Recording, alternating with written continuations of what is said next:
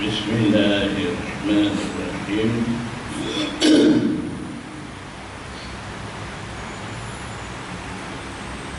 Alhamdulillahi Rabbil Alamin. Wassalatu wassalamu ala ashrafil anbiya'i wal mursalin wa ala alihi wa sahbihi ajma'in. Alhamdulillah,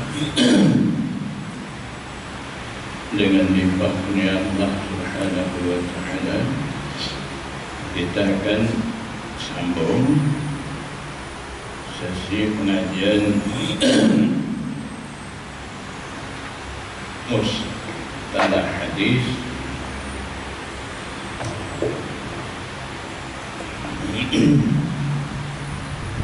Manzumah Baiquniyyah.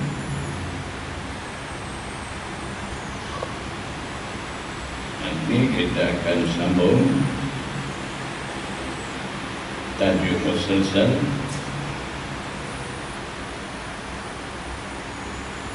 مسلسل قل ما على وصف أتى مثل أما والله أنباني الفتى. Hadis مسلسل,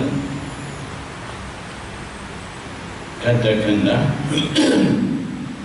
bahwa hadis مسلسل itu datang di atas satu sifat. Maksudnya hadis مسلسل ini hadis yang disepakati oleh rawi-rawi hadis, perawi hadis dengan satu sifat yang sama.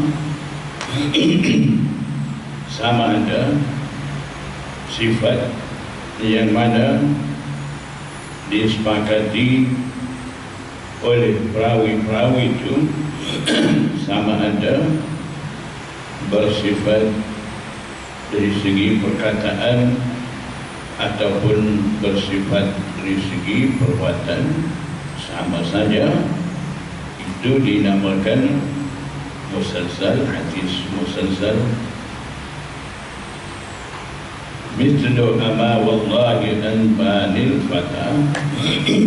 Upama dikatakan demi Allah pemuda itu memberitahu aku. Kemudian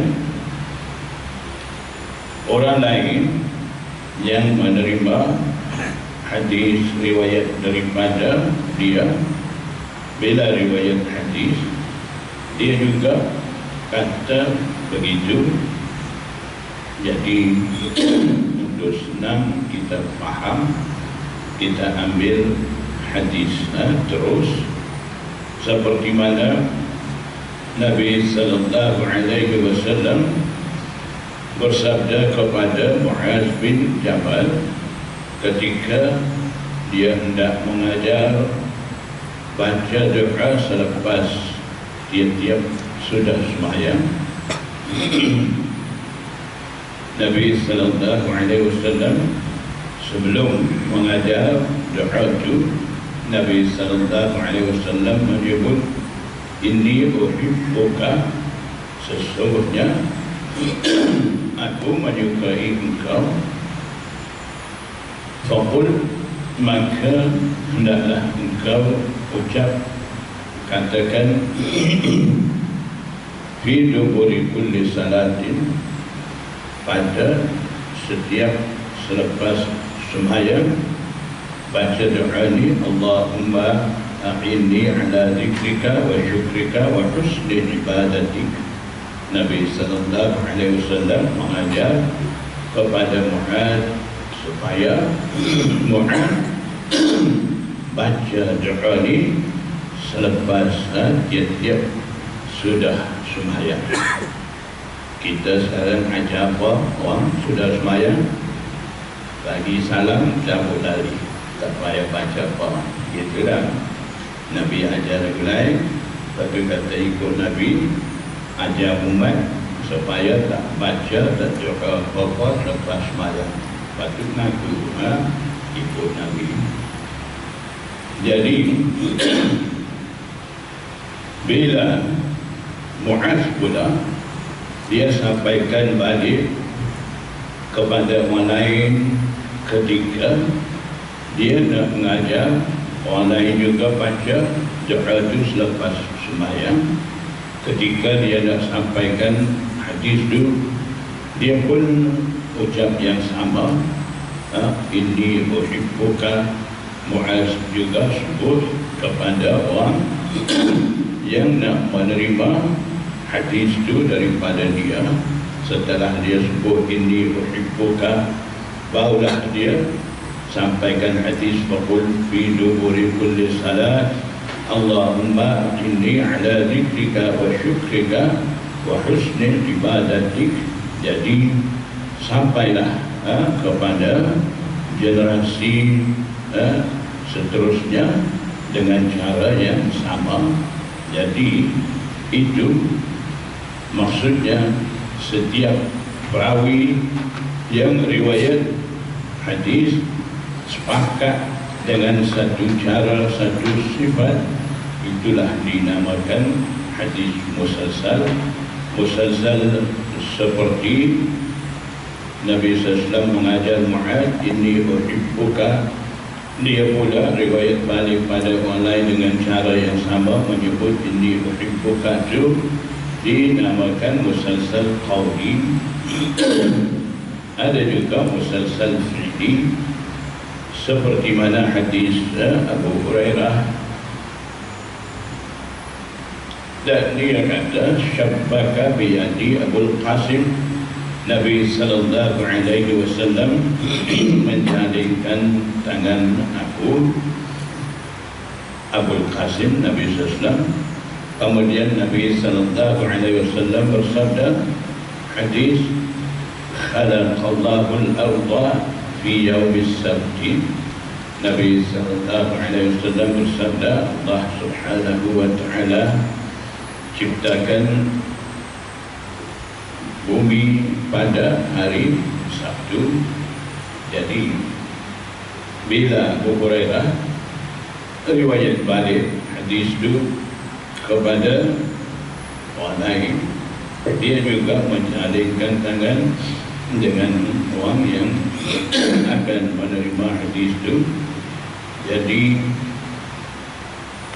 Abu Hurairah dan mereka yang menerima hadis daripada Abu Hurairah, mereka bawa cara yang sama. Kemudian yang menerima itu sampaikan balik pada orang lain pun dengan cara yang sama juga buat.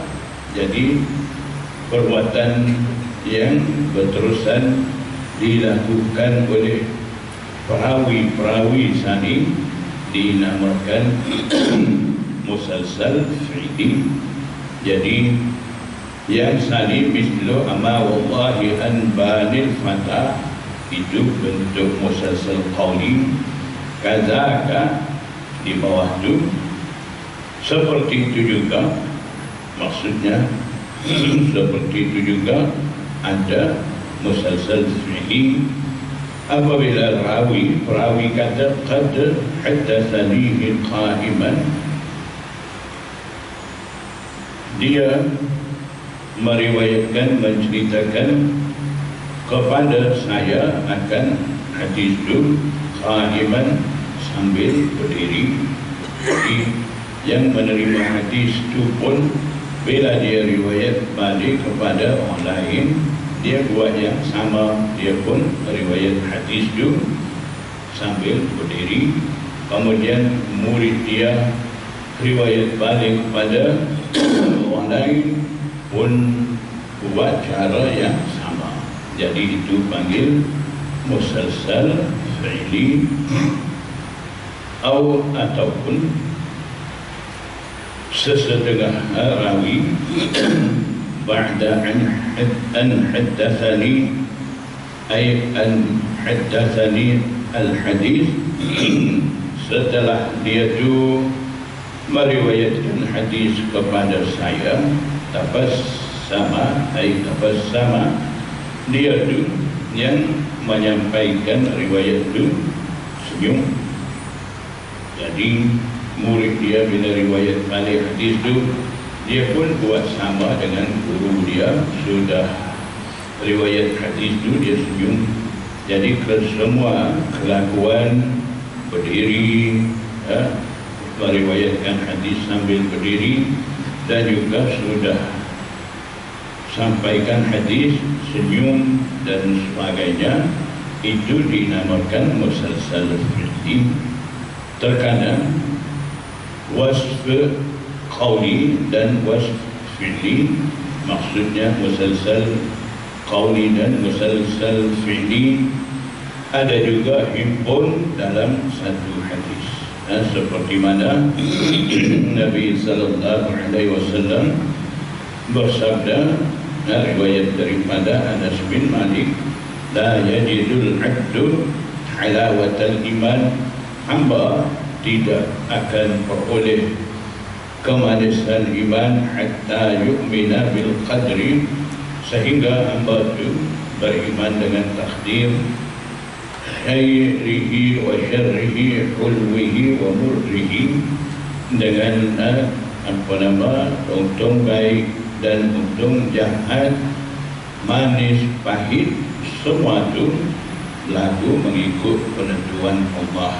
Selagi orang itu tidak ada keyakinan begitu, tidak beriman lagi begitu, dia tidak akan dapat kemanisan iman. Setelah Rasulullah sallallahu alaihi wasallam bersabda hadis itu, Nabi sallallahu alaihi wasallam genggam janggut dia. Kemudian Nabi sallallahu alaihi wasallam ucap, amantu billah, aku beriman, amantu bil qadri, aku beriman dengan takdir. Jadi bila Rasulullah sallallahu alaihi wasallam sudah bersabda hadis itu, pegang janggut, genggam janggut itu. Bila sahabat-sahabat riwayat hadis itu, Anas bin Malik buat cara yang sama, dan tabi'i yang lain pun bila riwayat balik hadis itu, mereka juga buat cara yang sama. Setelah riwayat hadis itu, genggam janggut, kemudian ucap amantu bil qadri. Jadi perbuatan genggam janggut setelah riwayat hadis itu panggil مسلسل fi'li, menyebut amantu bil qadri itu panggil مسلسل qawli. Jadi himpun dua itu dalam satu hadis, مسلسل fi'li dan مسلسل qawli. Jadi nak terima مسلسل qawli fi'li hadis ini, orang tak ada janggut pada rumah, simpan janggut panjang-panjang dulu. Jadi ada beberapa bentuk مسلسل ni. Aziz marwi ithnaini aw thalatha, hadis aziz yaitu hadis yang diriwayatkan oleh dua orang, maksudnya bilangan rawi dalam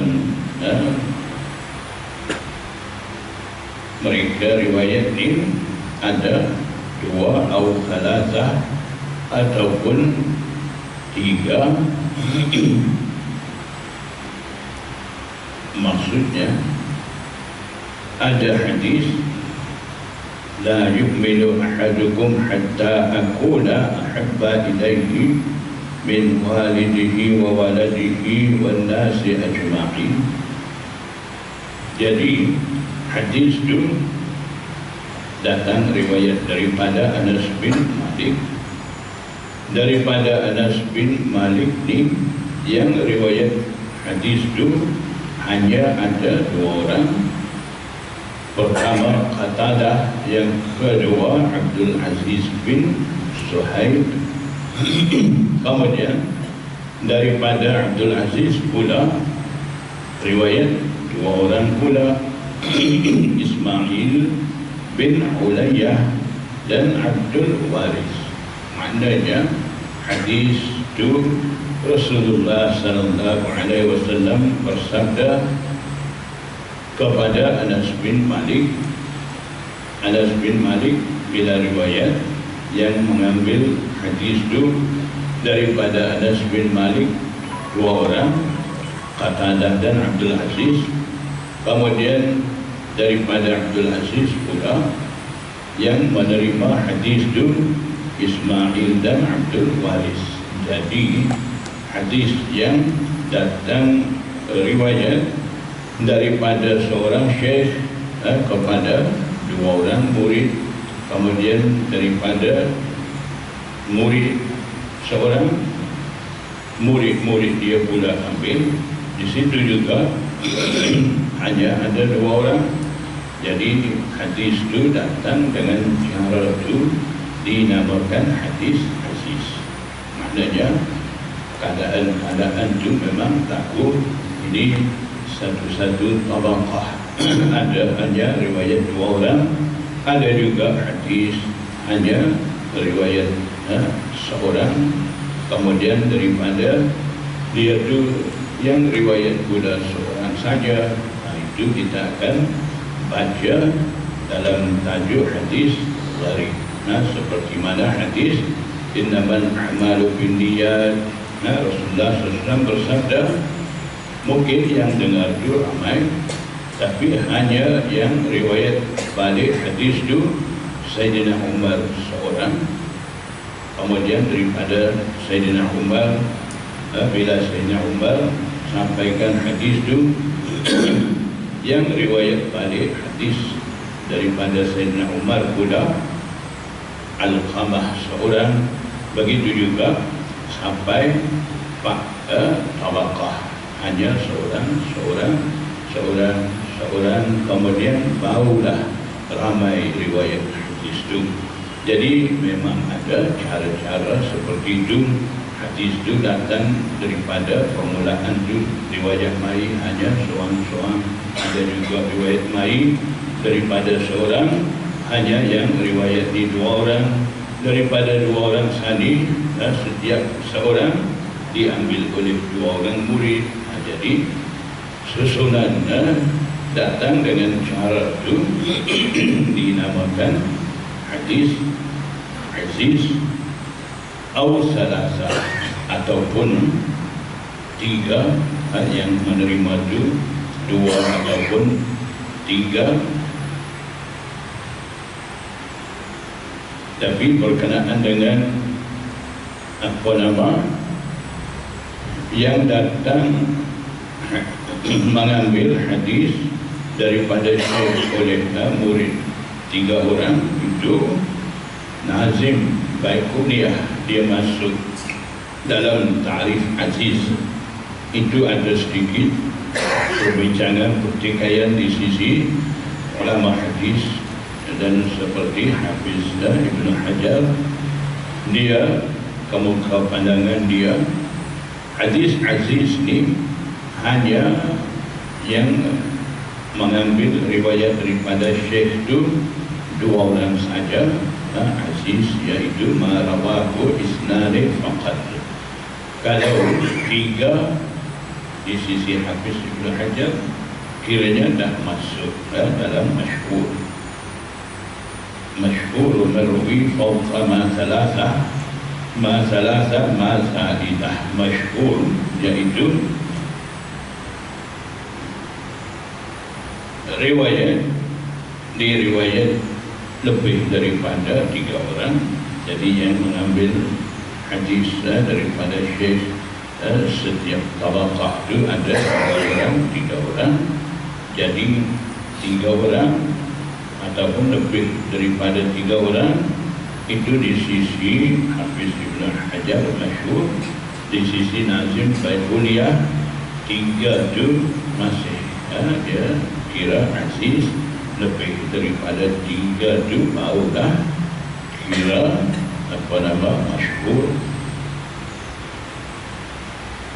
Hadis mu'an'anun ka'an sa'idin an karam. Hadis mu'an'an yaitu hadis yang diriwayatkan dengan menggunakan lafaz an. Dalam sanad hadis kita tengok ada banyak kalimah an ada lepas hadasana akhbarana seperti dua, lepas itu mai an banyak. Jadi hadis seperti itu dinamakan mu'an. Dan juga hadis yang diriwayatkan dengan menggunakan lafaz an sani, di situ tidak ada keterangan berkenaan dengan perawi hadis ni dia dengar hadis daripada guru dia ataupun guru dia baca hadis di hadapan dia ataupun guru cerita kepada dia dan sebagainya. Kalimah-kalimah yang membawa maksud semua itu dia tidak masuk dalam hadis mu'an itu, seperti mana tahdis haddatsana fulanun an fulanin ataupun ikhbar dengan kalimah akhbarana an fulanun an fulan, ataupun sama murid itu dengar daripada syekh sami'tu an Ahmad dan sebagainya, tanpa dia menggunakan kalimah-kalimah yang boleh menjadi kesamaran membawa makna-makna saling.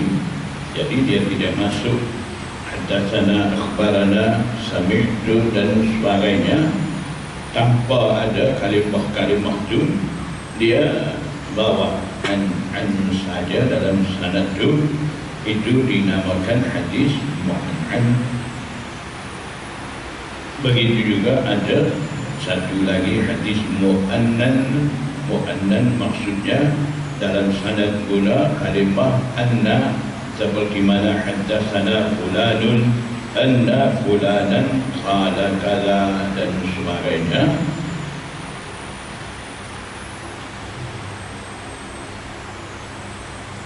Hadis datang dengan cara mu'an ni ka'an sa'idin an karam, contohnya seperti an sa'id an karam, begitu. Jadi di sisi jumhur muhaddisin, hadis mu'an sari mereka kira sanad muttasil ataupun tidak muttasil. Itu ada perbincangan di sisi muhaddisin. Ada setengah muhaddisin termasuk juga di sisi jumhur, hadis mu'an sani biasanya boleh berlaku tadlis di situ. Tadlis makna perawi sembunyikan nama syekh dia, kemudian dia disebut syekh punya syekh. Maknanya tu guru dia belajar hadis, mengambil riwayat tu dia tidak sebut, sebab mungkin tu guru dia muda pada dia janggut putih dah, tu guru dia tak ada janggut lagi, muda pada dia, jadi dia malu nak mengaku itu tu guru dia, ataupun tu guru tu masyhur sebagai orang riwayat hadis dhaif, jadi dia tak mau semua tu. Jadi dia disebut tu guru punya tu guru dia yang masyhur masa tu, semasa dengan dia disebut tu guru dan kata dia riwayat daripada syekh punya syekh. Jadi sembunyikan syekh dia. Jadi bila ada keadaan seperti itu, perawi sani dia tak berani nak sebut di situ haddatsana akhbarana sami'tu, dia tak berani. Kalau dia sembunyikan syekh dia, ini sebuah syekh punya syekh, kemudian dia kata sami'tu, itu satu pembohongan. dia tak dengar, tapi dia kata saya dengar daripada Syekh. Jadi sebab tu walaupun dia ada satu persembunyian di situ, ada pula dia takut, tak berani sebut semintuk pula. Jadi keadaan seperti itu biasanya perawi sebut an begitu. Kadang-kadang perawi ini dia tidak sembunyikan syekh dia. Dia sebut, katanya dia ambil riwayat daripada syekh itu, tapi dia tak sebut nama.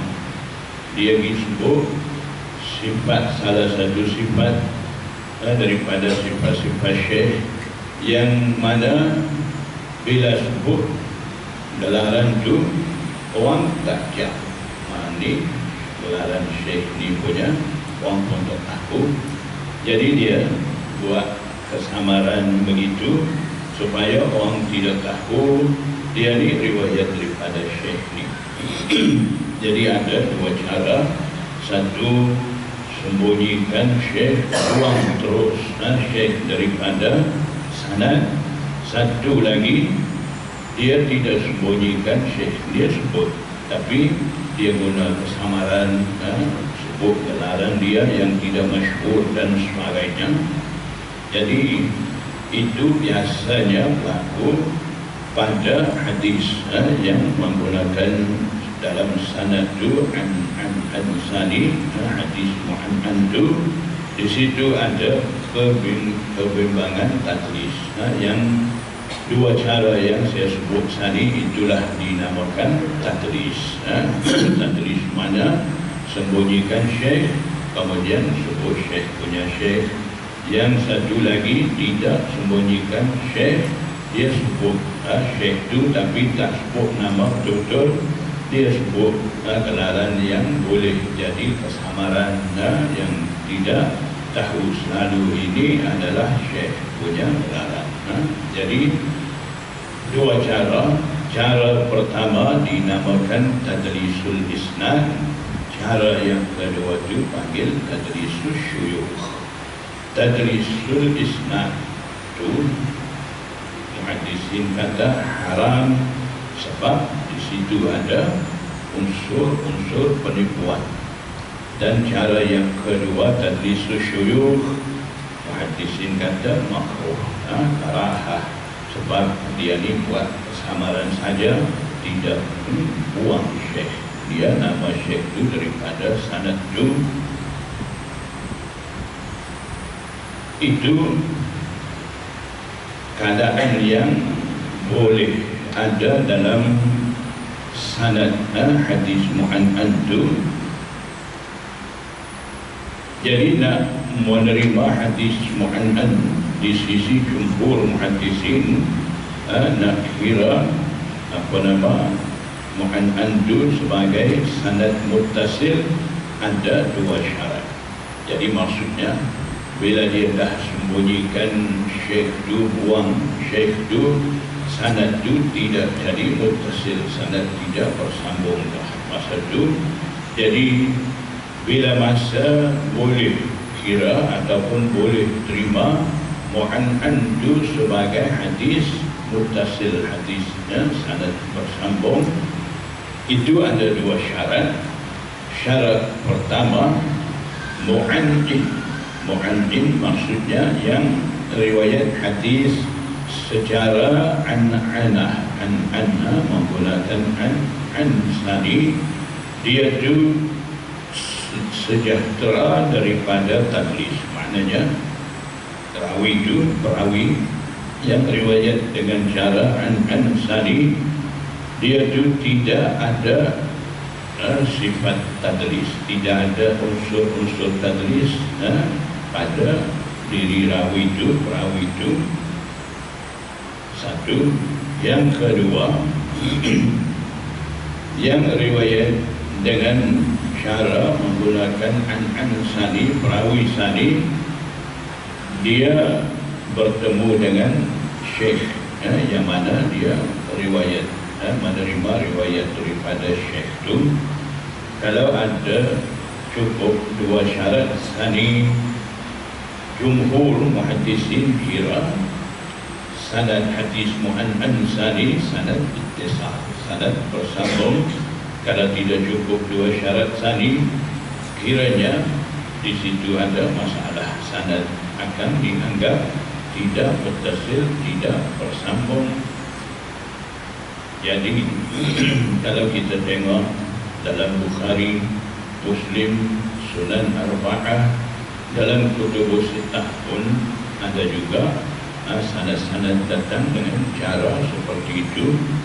Jadi persoalannya, adakah sanad-sanad itu dalam Bukhari, dalam Muslim ada sanad-sanad dengan an-ani, kira hadis mu'an'an yang tidak terlepas daripada tadlis, yang boleh membawa kepada darajat dhaif. Hadis itu akan jadi dhaif ketika itu.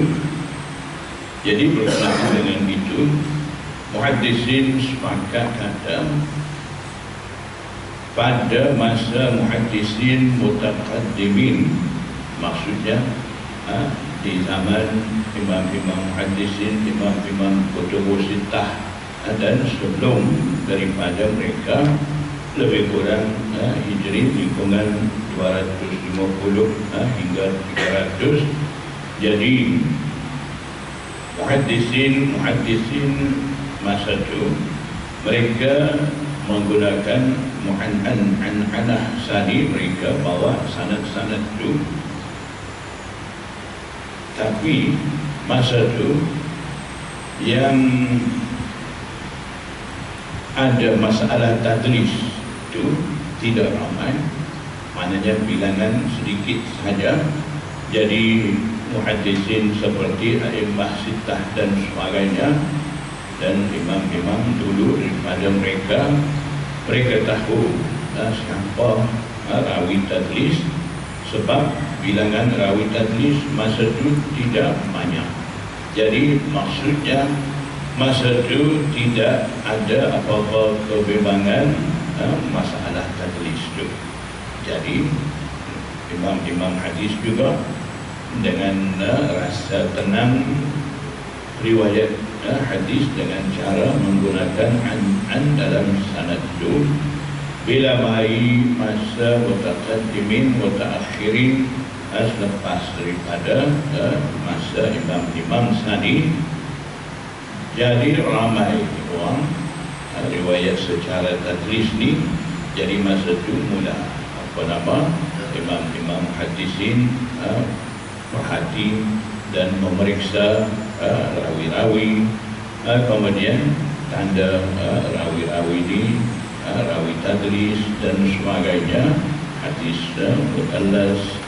Jadi timbul cerita itu masa itu. Jadi disebabkan zaman imam hadis tidak banyak masalah itu, mereka bawa hadis-hadis dengan sanad mu'an'anah sani. Dan kalaulah ada masalah tadlis apa-apa pun, seperti imam-imam Sunan Arba'ah, mereka akan bagi tahu dan apa sahaja sanad hadis yang ada dalam Bukhari, Muslim, dianggap tidak ada tadlis di situ.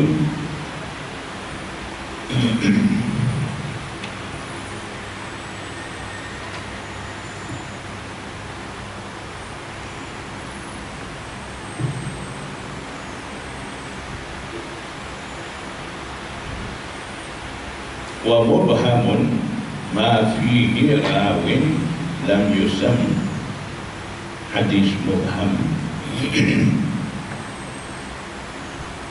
ma fihi ay hadithun fihi rawin lam yusam ay lam yadhkur bismihi. Hadis mubham yaitu hadis yang ada padanya perawi yang tidak disebut nama, bahkan disembunyikan nama dia. sama ada perawi hadis itu disebut dalam sanad dengan kataan rajul, imra'ah, abdun, amatun dan sebagainya. Jadi yang tidak sebut nama seperti itu selalunya ada dalam sanad dan juga dalam matan. Dalam sanad seperti haddatsana Sufyanu an rajulin, Sufyan Sauri, dia menceritakan hadis kepada kami daripada seorang lelaki, tapi tak sebut rajul itu siapa. Itu ada dalam sanad. Dan begitu juga yang tidak sebut nama itu ada juga dalam matan hadis, seperti mana ja'a rajulun ila Nabi sallallahu alaihi wasallam, seorang lelaki datang menghadap Nabi sallallahu alaihi wasallam. Sa'alat imra'atun ila Nabi sallallahu alaihi wasallam, wanita datang tanya kepada Nabi sallallahu alaihi wasallam. Jadi tak sebut nama sahabiah yang datang jumpa, datang tanya pada Rasulullah SAW, tidak sebut nama. Jadi itu dalam matan hadis. Jadi kita kena faham di sini, bila yang tak sebut nama itu ada dalam matan hadis, itu tentu sahabat yang datang jumpa Rasulullah, sahabat yang datang tanya wanita sahabiah. Jadi sahabat-sahabat ni tak tahu nama tidak ada masalah. Nak tahu nama ni, nak menentu dia tu siqah ataupun tidak siqah. Sahabat ni semua dikira siqah. As-sahabatu kulluhum adul. Sahabat semua ni kira adal siqah. Jadi tak perlu kita di situ membuat kajian Abu Bakar Siddiq ni siqah, Umar siqah, Abu Hurairah tak siqah. Adakah? Daripada dulu sampai sekarang dalam ilmu jarah ta'dil, dalam bidang asma'ul rijal, mereka ulama hadis tidak bincang pasal sahabat, kira semua siqah. Yang orang buat kritikan dengan sahabat-sahabat, itu tak perlu kita peduli. Seperti mana buat Syiah tuduh sahabat-sahabat dengan tuduhan-tuduhan yang tidak elok, apa yang pernah berlaku di kalangan sahabat, itu kita tak perlu ikut cara mereka. Seperti mana mereka tuduh Aisyah zina, lepas tu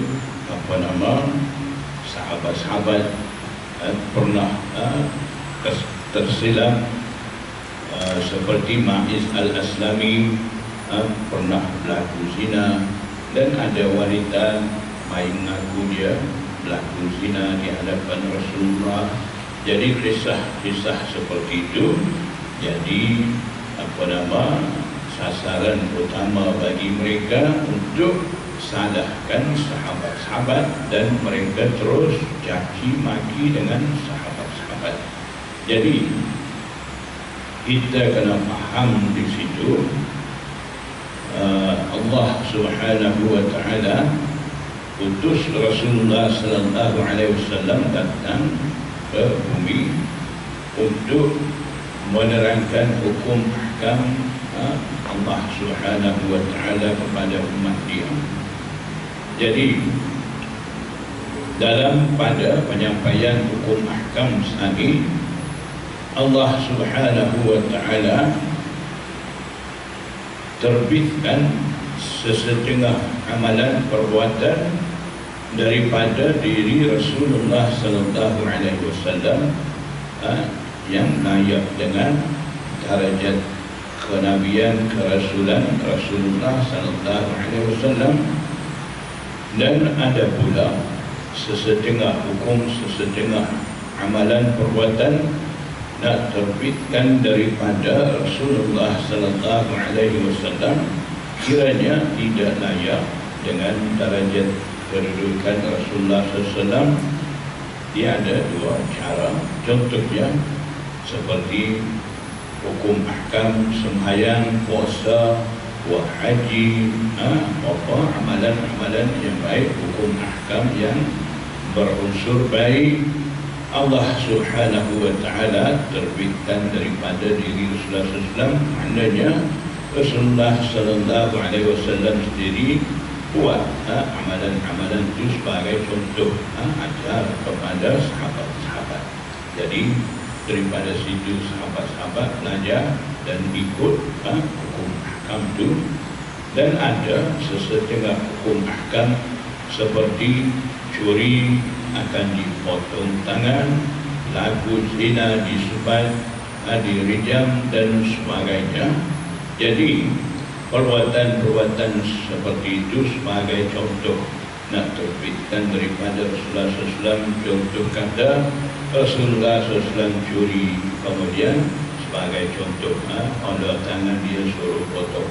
Lepas tu Nabi SAW lagu zina, inilah hukuman, rijam sama aku. Jadi maknanya perbuatan-perbuatan seperti itu tidak layak terbit daripada Rasulullah SAW. Kalau daripada Rasulullah SAW pun tidak ada contoh, di kalangan sahabat-sahabat pun tidak ada contoh berlaku. Apa orang sekarang akan kata Nabi tak buat, di zaman Rasulullah SAW tak berlaku, jadi tak payah buat wudhu, tak payah potong tangan, tak payah apa semua, akan timbul banyak masalah.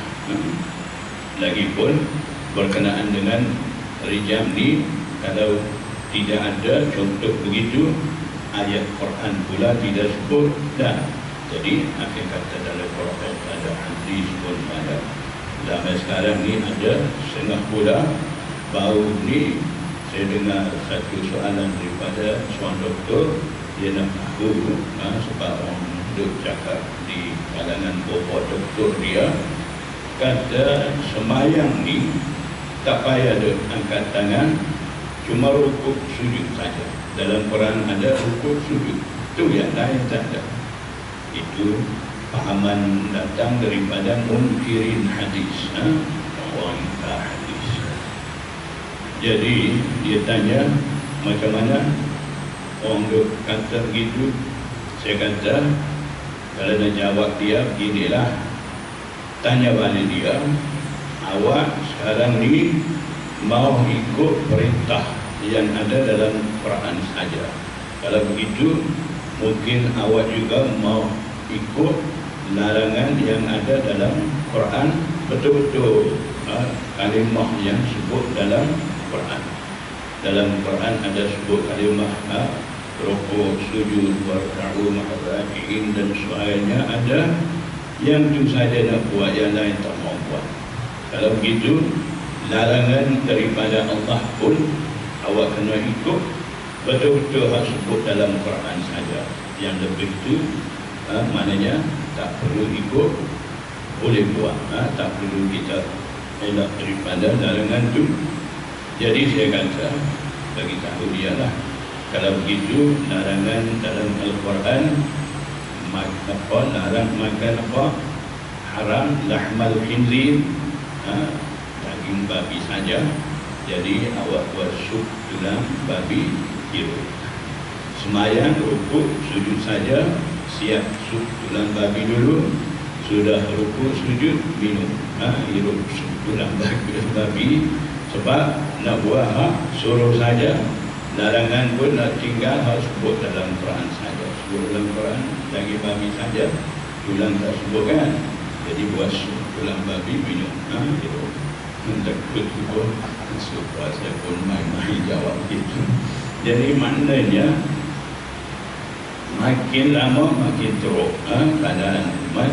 Jadi hikmah Allah Subhanahu wa ta'ala, kejadian-kejadian yang tidak layak terbit daripada Rasulullah SAW sebagai contoh sani, Allah Subhanahu wa Ta'ala terbitkan daripada sahabat-sahabat. Bermakna sahabat-sahabat tadi bagi fahaman Ahlu Sunnah wal Jamaah, mereka diguna untuk agama. Jadi yang berlaku zina memang berlaku, tapi dia tidak lari daripada hukuman itu. Nabi SAW pun tertahu mereka baik, mengaku, kemudian menerima balasan.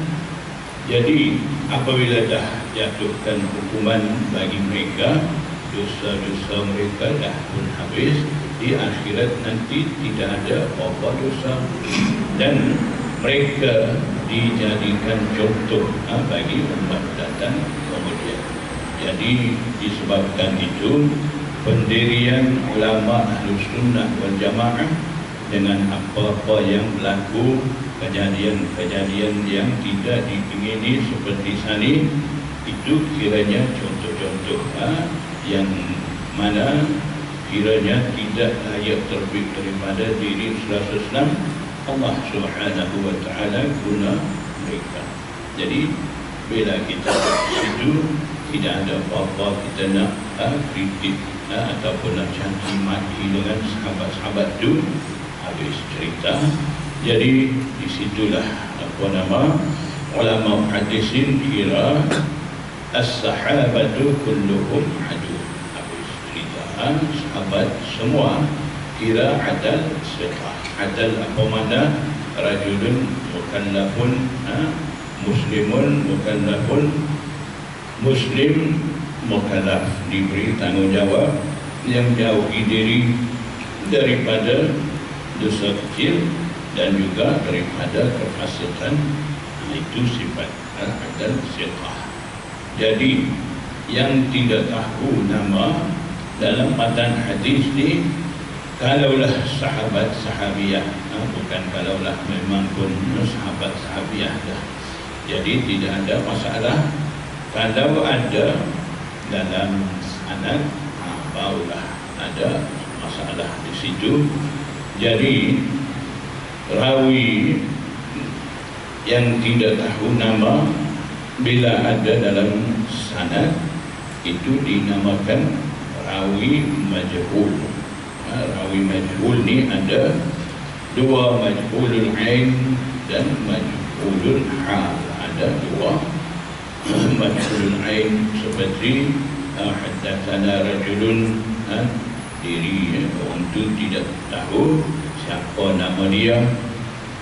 Majhulul hal ni seperti haddatsana Zaidun, yang riwayat itu, perawi itu tahu nama, tapi sifat dia tu tidak tahu. Sama ada dia tu menjauhi diri daripada kefasikan, dosa kecil dan sebagainya, itu tidak pasti. Itu panggil rawi majhulul hal.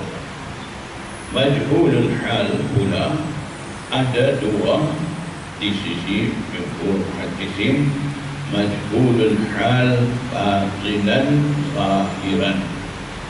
Yang kedua majhulul hal batinan dan zahiran. Ada dua. Pertama majhulul hal batinan wa zahiran, maksudnya majhul makna tidak diketahui. Majhulul hal tidak diketahui keadaan perawi, zahiran wa batinan, keadaan luaran dan juga keadaan dalam. Keadaan luaran maksudnya dia tu menjauhi diri daripada dosa kecil. Dalaman maksudnya menjauhi diri daripada kefasikan. Jadi seorang perawi apabila tidak dapat diketahui, tidak dapat pasti sama ada dia itu menjauhi diri daripada dosa kecil ataupun daripada kefasikan, maknanya itu dinamakan majhulul hal batinan wa zahiran. Itu satu. Yang kedua majhulul hal batinan la zahiran, makna keadaan perawi tadi tidak diketahui keadaan dia batinan dalaman. maknanya dia ni perawi hadis ni menjauhi diri daripada kefasikan ataupun tidak, itu tidak dapat kenal pasti. Tapi kenal pasti perawi itu menjauhi diri daripada dosa-dosa kecil. Jadi maksudnya majhulul hal batinan, tidak diketahui keadaan dalaman. La zahiran, bukan zahir. Maknanya zahir dapat tahu. Dalam istilah muhaddisin, majhulul hal batinan la zahiran sani dinamakan masdur. Jadi di sisi muhaddisin, majhulul hal zahiran batinan, riwayat daripada rawi majhulul hal zahiran wa batinan, itu tidak diterima. Daripada yang kedua yang dikatakan masdur sani, riwayat daripada perawi masdur, yakni majhulul hal batinan la zahiran, itu riwayat daripada dia itu diterima di sisi muhaddisin. Cuma ada perbezaan di sisi jumhur muhaddisin dan Imam Abu Hanifah. Imam Abu Hanifah juga menerima riwayat daripada rawi majhulul hal batinan la zahiran, tapi ada syarat. Syarat dia perawi sani, rawi masdur sani, kita guna istilah ringkas. Masdur mana rawi majhulul hal batinan la zahiran tu. Jadi rawi masdur sani, Imam Abu Hanifah kata dia akan terima, dan juga begitu juga muhaddisin di kalangan ulama Ahnaf, mereka akan menerima riwayat daripada perawi masdur. Syaratnya perawi masdur itu mesti daripada qurun salasah, mesti daripada qurun salasah. Maknanya lingkungan hijri mula sejak Rasulullah SAW sampai 300 hijriah. Kalau rawi itu dalam lingkungan qurun salasah itu tanpa ada apa-apa syarat boleh terima.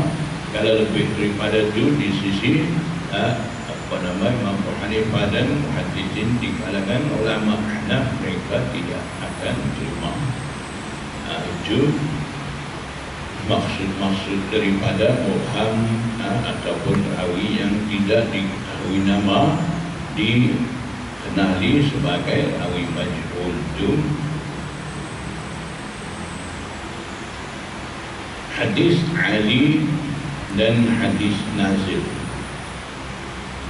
Wa kullu ma ay wa kullu hadithin, dan setiap hadis qallat rijaluhu ay ruwatuhu ala hadis, setiap hadis yang mempunyai perawi hadisnya kurang, itu dinamakan hadis Ali. Ala ayyusamma bil Ali, dinamakan dengan nama Ali. Wa didduhu, dan lawannya, lawan maksudnya perawi hadis tidak kurang, jadi banyak, ramai. Yang tadi perawi hadis tidak ramai, kurang. Lawan dia perawi hadis ramai. Kalau ramai, alladhi qad nazala, itu adalah hadis nazil, ay al-musamma indahum bin nazil. Jadi kira Ali nazil ni, pertama dalam sanad itu tengok bilangan rawi daripada yang riwayat hadis sampai Rasulullah sallallahu alaihi wasallam ni berapa orang. Kalau satu sanad itu ada 3 orang, satu sanad pula ada 4-5 orang daripada perawi hadis itu sampai Rasulullah. Jadi bilangan rawi kurang sani dinamakan hadis Ali, sanad Ali, dan bilangan rawi ramai itu dinamakan sanad nazil. Panggil sanad nazil disebabkan perawi hadis itu dah pun jauh daripada Nabi sallallahu alaihi wasallam. Jadi dalam kitab-kitab hadis pun kita akan jumpa hadis-hadis yang datang dengan sanad Ali, ada sanad nazil, ada. Kadang-kadang dalam Sunan Tirmidzi dalam satu hadis dia bawa 2 sanad. Misalnya ketika itu kita akan jumpa tengah sanad itu kalimah ha, maksudnya tahwilul lil isnad. Kita akan jumpa. Jadi maksudnya ketika itu Imam Tirmidzi dia riwayat hadis itu dengan 2 sanad. Dalam 2 sanad tadi ada perawi yang temu bagi 2 sanad itu. Maknanya Imam Tirmidzi riwayat daripada 2 guru, 1 guru, 1 sanad, 1 guru lagi sanad, 1 pula asing. Tapi dalam 2 sanad daripada 2 guru Imam Tirmidzi itu ada 1 nama yang sama. Maknanya ditemu di situ, kemudian daripada nama yang temu itu barulah sambung sampai Rasulullah. Bila datang dengan 2 sanad begitu, imam-imam hadisin mereka cantum, himpunkan 2 sanad itu. Kemudian bila sampai nama yang nak temu tadi, selepas nama itu biasanya tulis ha. Jadi kita nak tahu nama yang ditemu dalam sanad itu siapa, tengok sebelum ha itu siapa, dialah. Jadi yang temu nama itu dalam istilah hadisin panggil mukhrijul isnad ataupun apa nama mudrijul isnad, begitu. Mukhrijul isnad ataupun yang apa nama penemuan 2 sanad. Jadi yang nak ceritanya, bila hadis itu datang dengan gabungan 2 sanad dengan menggunakan ha tahwilul lil isnad tadi, imam akan tulis 1 hadis saja. Tidak akan tulis 2 kali hadis itu disebabkan datang 2 sanad. Jadi hadis yang mana imam itu tulis? Dalam Sunan Tirmidzi selalu kita jumpa kan ha itu. Jadi bila kita jumpa begitu hadis yang ada lepas pada sanad itu, hadis bagi sanad mana. Jadi biasanya imam-imam hadisin mereka akan tulis hadis 3 itu, hadis yang datang dengan sanad Ali. Jadi kita cuba bilang dalam sanad itu sebelum haju daripada syekh bagi Imam Tirmidzi sampai haju berapa orang.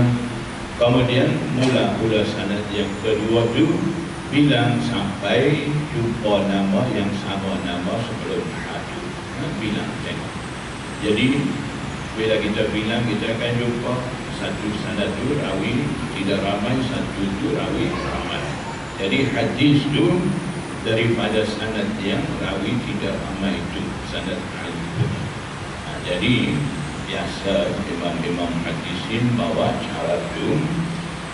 Jadi dalam Bukhari Muslim pun ada juga sanad-sanad hadis datang dengan rawi tidak ramai, rawi ramai pun ada.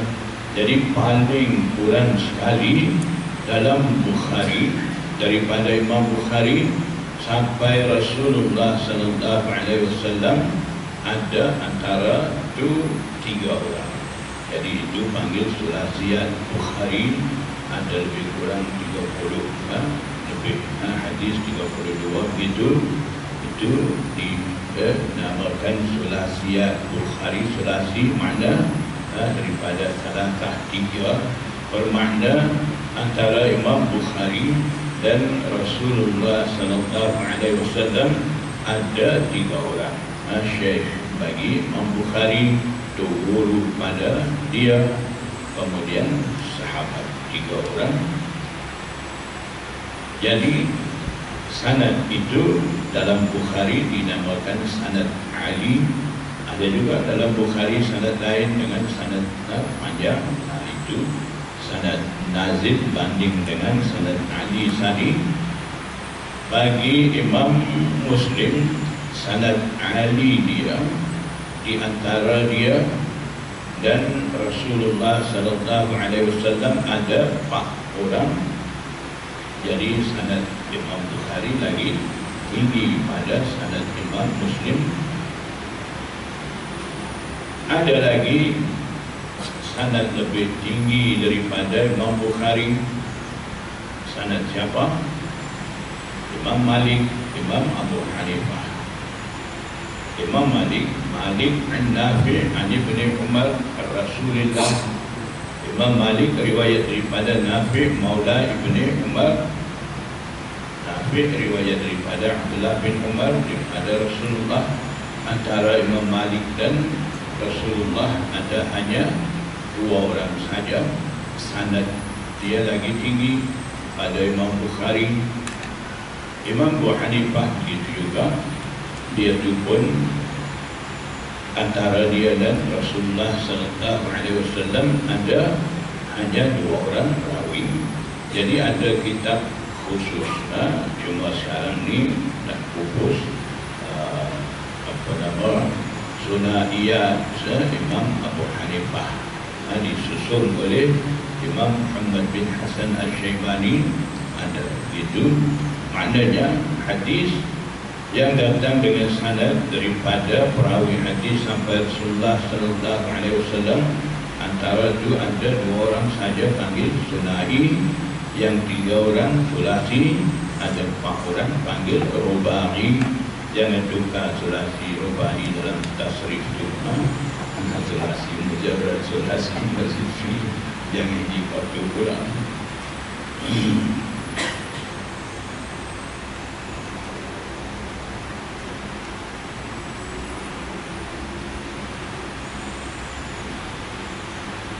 Jadi sebab itu terkadang hadis yang diterima oleh Imam Malik, Imam Abu Hanifah, antara mereka ada 2 orang.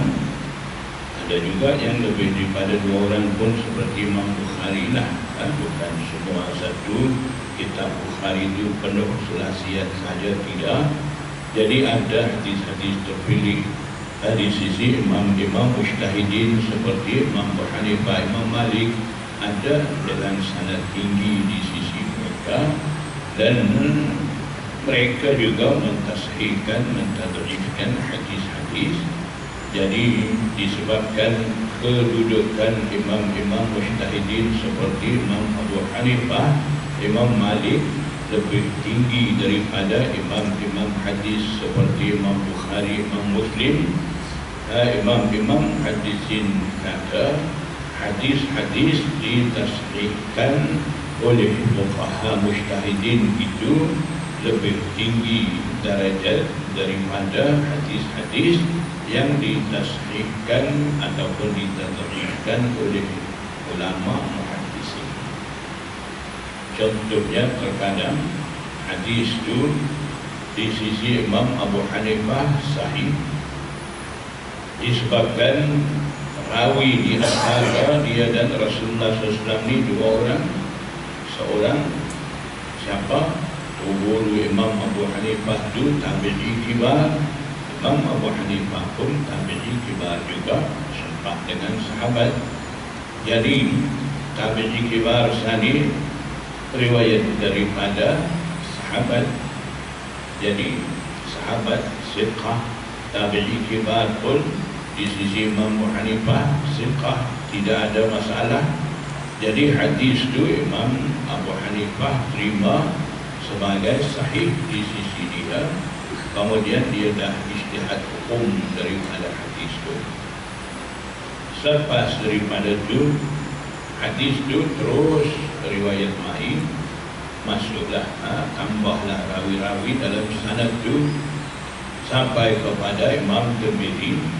Jadi dalam sambungan sanad tadi tiba-tiba ada masuk rawi dhaif. Imam Tirmidzi pun tulis dalam kitab Sunan Tirmidzi dia, hadza haditsun dhaifun inda ahli hadis. Sekarang kita jumpa ke mana? Sunan Tirmidzi. Pun nasib baik ngaji Sunan Tirmidzi, kalau tidak tak jumpa juga dengan Al-Anbani kata apa maudhu ke apa Ta'ib Tirmidzi perkara turun sampai Al-Anbani jadi maudhu. Sekarang ni berlaku macam tu, Ta'ib maudhu selalu, tidak ada penerimaan hadis Ta'ib. Jadi bila kita jumpa dalam Sunan Tirmidzi itu, kita berkata ini hadis dhaif, tiba-tiba kita dah tahu ijtihad hukum daripada hadis ini di sisi Imam Abu Hanifah dah ada. Maknanya Imam Abu Hanifah dah amal dengan hadis ini, dah ijtihad hukum daripada hadis itu. Jadi kita pun mula tunjuk pada Imam Abu Hanifah ini tak tahu ke hadis ni hadis dhaif. Sebenarnya bukan Imam Abu Hanifah tak tahu hadis tu. Memang pun Imam kalau jawab orang macam tu, kalau tanya Imam Abu Hanifah ni tak tahu ke hadis ni hadis dhaif, kita pun jawab iya betul, Imam Abu Hanifah tak tahu pun hadis ni hadis dhaif, dia tahu hadis ni hadis sahih. Kena jawab gitu baru jadi. Memang Imam Abu Hanifah tak tahu pun hadis ni hadis dhaif. Sebab tak tahu tu, rawi dhaif masuk tu selepas dia mati, mana dia tahu? Dia mati dan rawi dhaif tu masuk dalam sanad sampai Imam Tirmidzi tu, mana dia nak tahu? Dia tahu sebelum dia mati tu ada dua orang tabi'i kibar dengan sahabat, dua-dua siqah sahih di sisi dia. Dia tahu waktu. Jadi kadang-kadang kita bodoh dia orang jawab. Tak tahu kalau Imam Abu Hanifah ni hadis ni dhaif. Ya, memang Imam Abu Hanifah ni tak tahu dia besar. Terus kami bantu sepahaman dengan kita. Lepas tu tambah Imam Abu Hanifah tak tahu ni sebab rawi dhaif tu masuk selepas dia mati. Dia pun tak tahu. Awal ni tahu sebab awak tak sempat masa Imam Abu Hanifah sebelum mati itu. Awak tahu hanya yang ada tulis dalam Sunan Tirmidzi itu. Jadi kadang-kadang orang ukur setakat itu. Mereka tidak faham penilaian hadis di sisi a'immah mujtahidin itu. Kemudian mereka salahkan imam-imam mujtahidin itu, dan mereka anggap hadis ini ada sahih hanya dalam Bukhari dan Muslim sahaja. Yang lain ini mereka anggap tidak sahih, ataupun mungkin setengah anggap bukan hadis. Sekarang ni dah ada penyakit begitu. Jadi dalam bab menilai hadis ni di sisi a'immah mujtahidin dan juga di sisi a'immah muhaddisin ada beza pandangan tidak sama. Kadang-kadang hadis yang mana dianggap sahih di sisi Imam Bukhari, hadis itu dianggap dhaif di sisi guru Imam Bukhari, Yahya bin Ma'in. Terkadang rawi yang dianggap tidak siqah di sisi Imam Bukhari dianggap siqah pula di sisi Imam Tirmidzi, anak murid Imam Bukhari itu.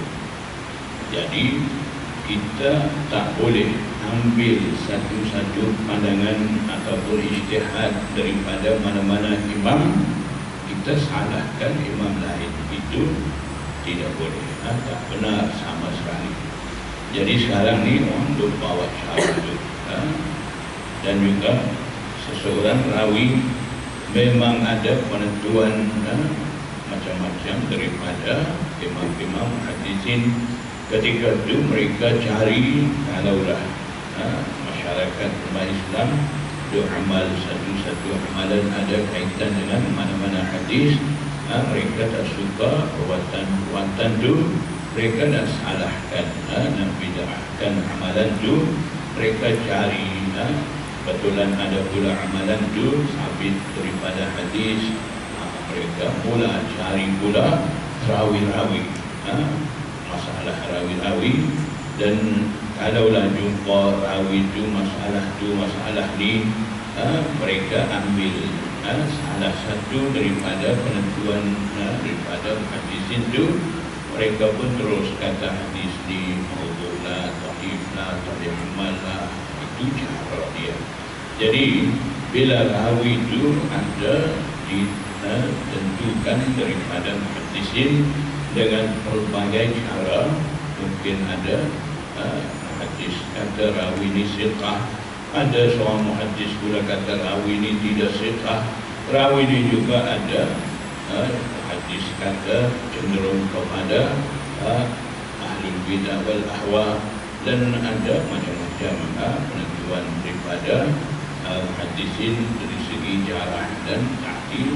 Jadi ketika itu kita ambil yang mana satu kita suka untuk kita buat penentuan sendiri, yang mana orang maju amal kita nak suruh hadis itu jadi dhaif maudhu', kita pun ambil dalam penentuan rawi. Ada hadis kata dia ni ahlul bidah wal ahwa, cenderung kepada Mu'tazilah Syiah, kita pun ambil yang tu, ekokkan yang tu, kemudian salahkan hadis itu, salahkan amalan-amalan masyarakat umat Islam berpuasa.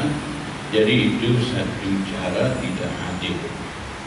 Bila ada keadaan-keadaan bagi rawi itu, kita kena sampai keputusan terakhir daripada jumhur muhaddisin.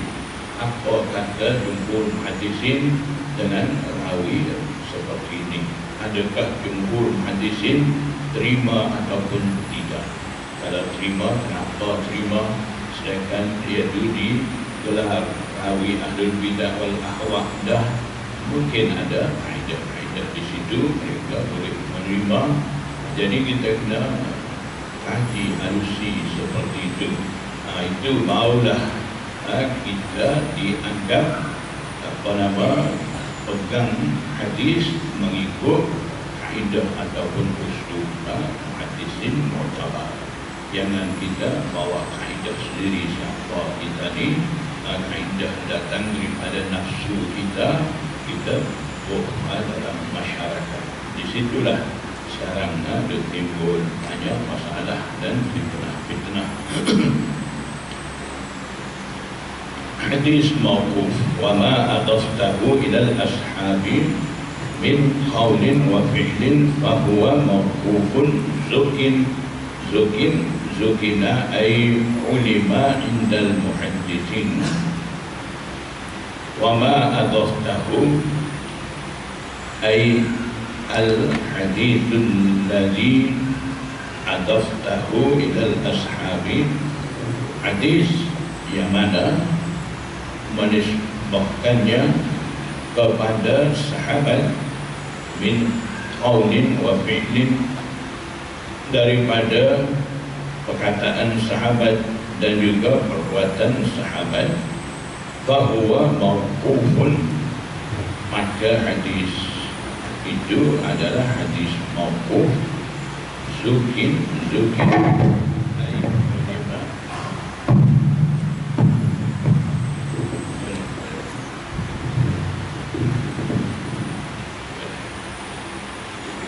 Zukina ay ulama, diketahui di sisi muhaddisin hadis yang dinisbah kepada sahabat dari segi perkataan dan perbuatan. Maksudnya kita tengok dalam sanad itu dapati qala Ibn Abbas kata, ataupun kana ibnu Umar wa ibnu Abbas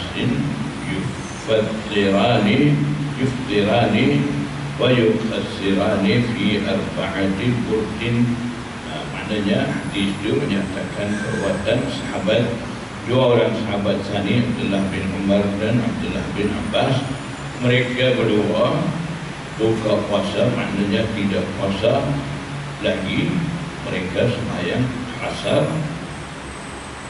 dalam perjalanan mereka jadi musafir arba'ah burd, yaitu sejauh ke berapa 48 batu. Satu burd ini 12 batu. Arba'ah burd makna 48 batu. Perjalanan sekarang 80 km kan, jadi safar musafir. Jadi dalam perjalanan sejauh itu mereka berdua sembahyang asar dan ada keharusan disebabkan kena perjalanan tidak puasa, kemudian khabar balik. Jadi mereka berdua buat begitu. Jadi hadis yang menyatakan perbuatan sahabat sani itu dinamakan hadis mauquf.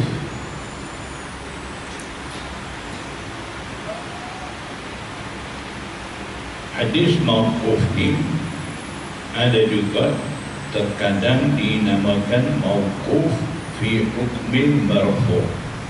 Hadis itu sebenarnya mauquf tapi dianggap ada pada hukum marfu'.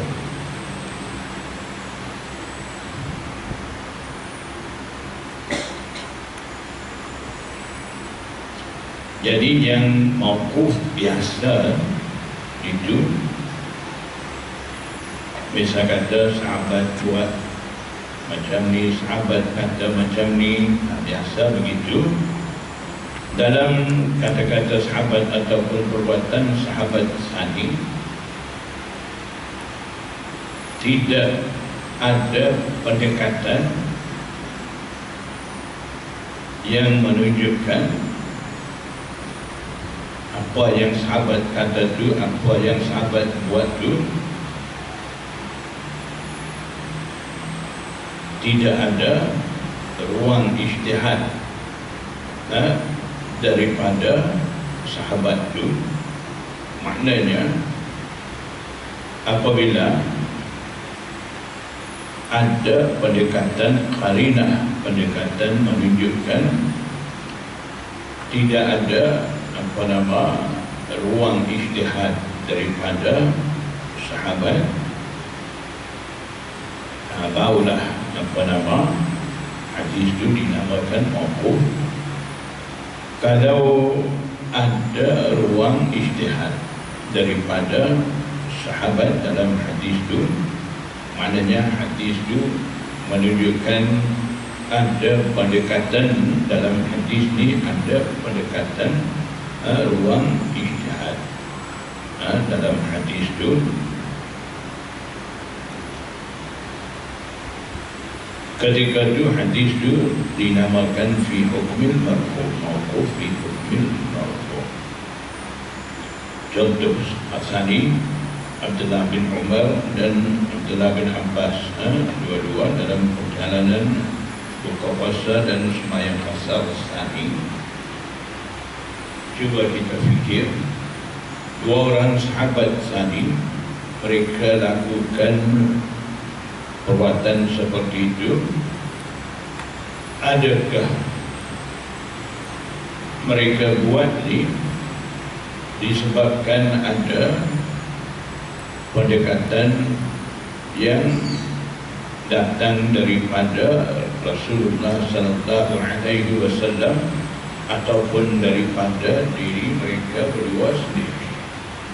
Jadi bila kita dapati di situ tidak ada ruang ijtihad, maknanya hukum itu, perbuatan itu datang daripada Rasulullah.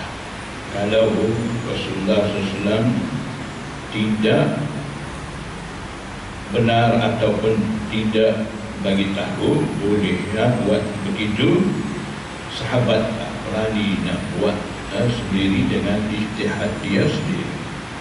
Jadi maknanya di situ tidak ada ruang ijtihad bagi sahabat, sandaran daripada Rasulullah juga.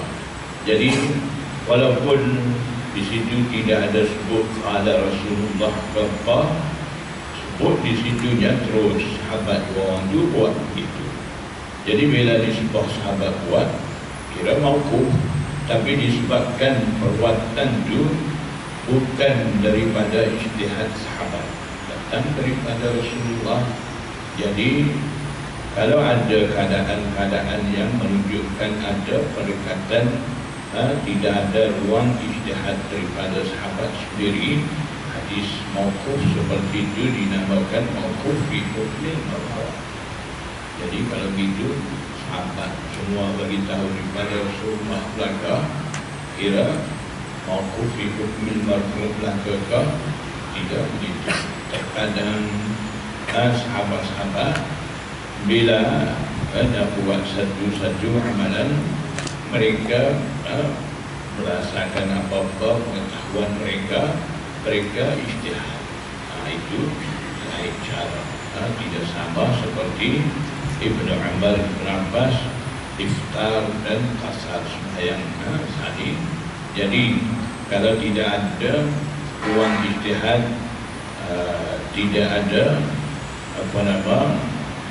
pendekatan yang menunjukkan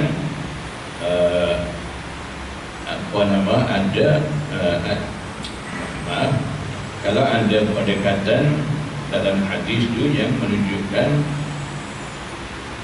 perbuatan-perbuatan itu ada datang melalui Rasulullah SAW, sahabat buat begitu, sahabat kata begitu, itu dinamakan mauquf fi hukmil marfu'. Hadis mursal wa mursalun minhu sahabiyyu saqat. Hadis mursal iaitu hadis saqat, gugur. Apabila gugur nama sahabat yang riwayat hadis itu minhu daripada sanad hadis itu.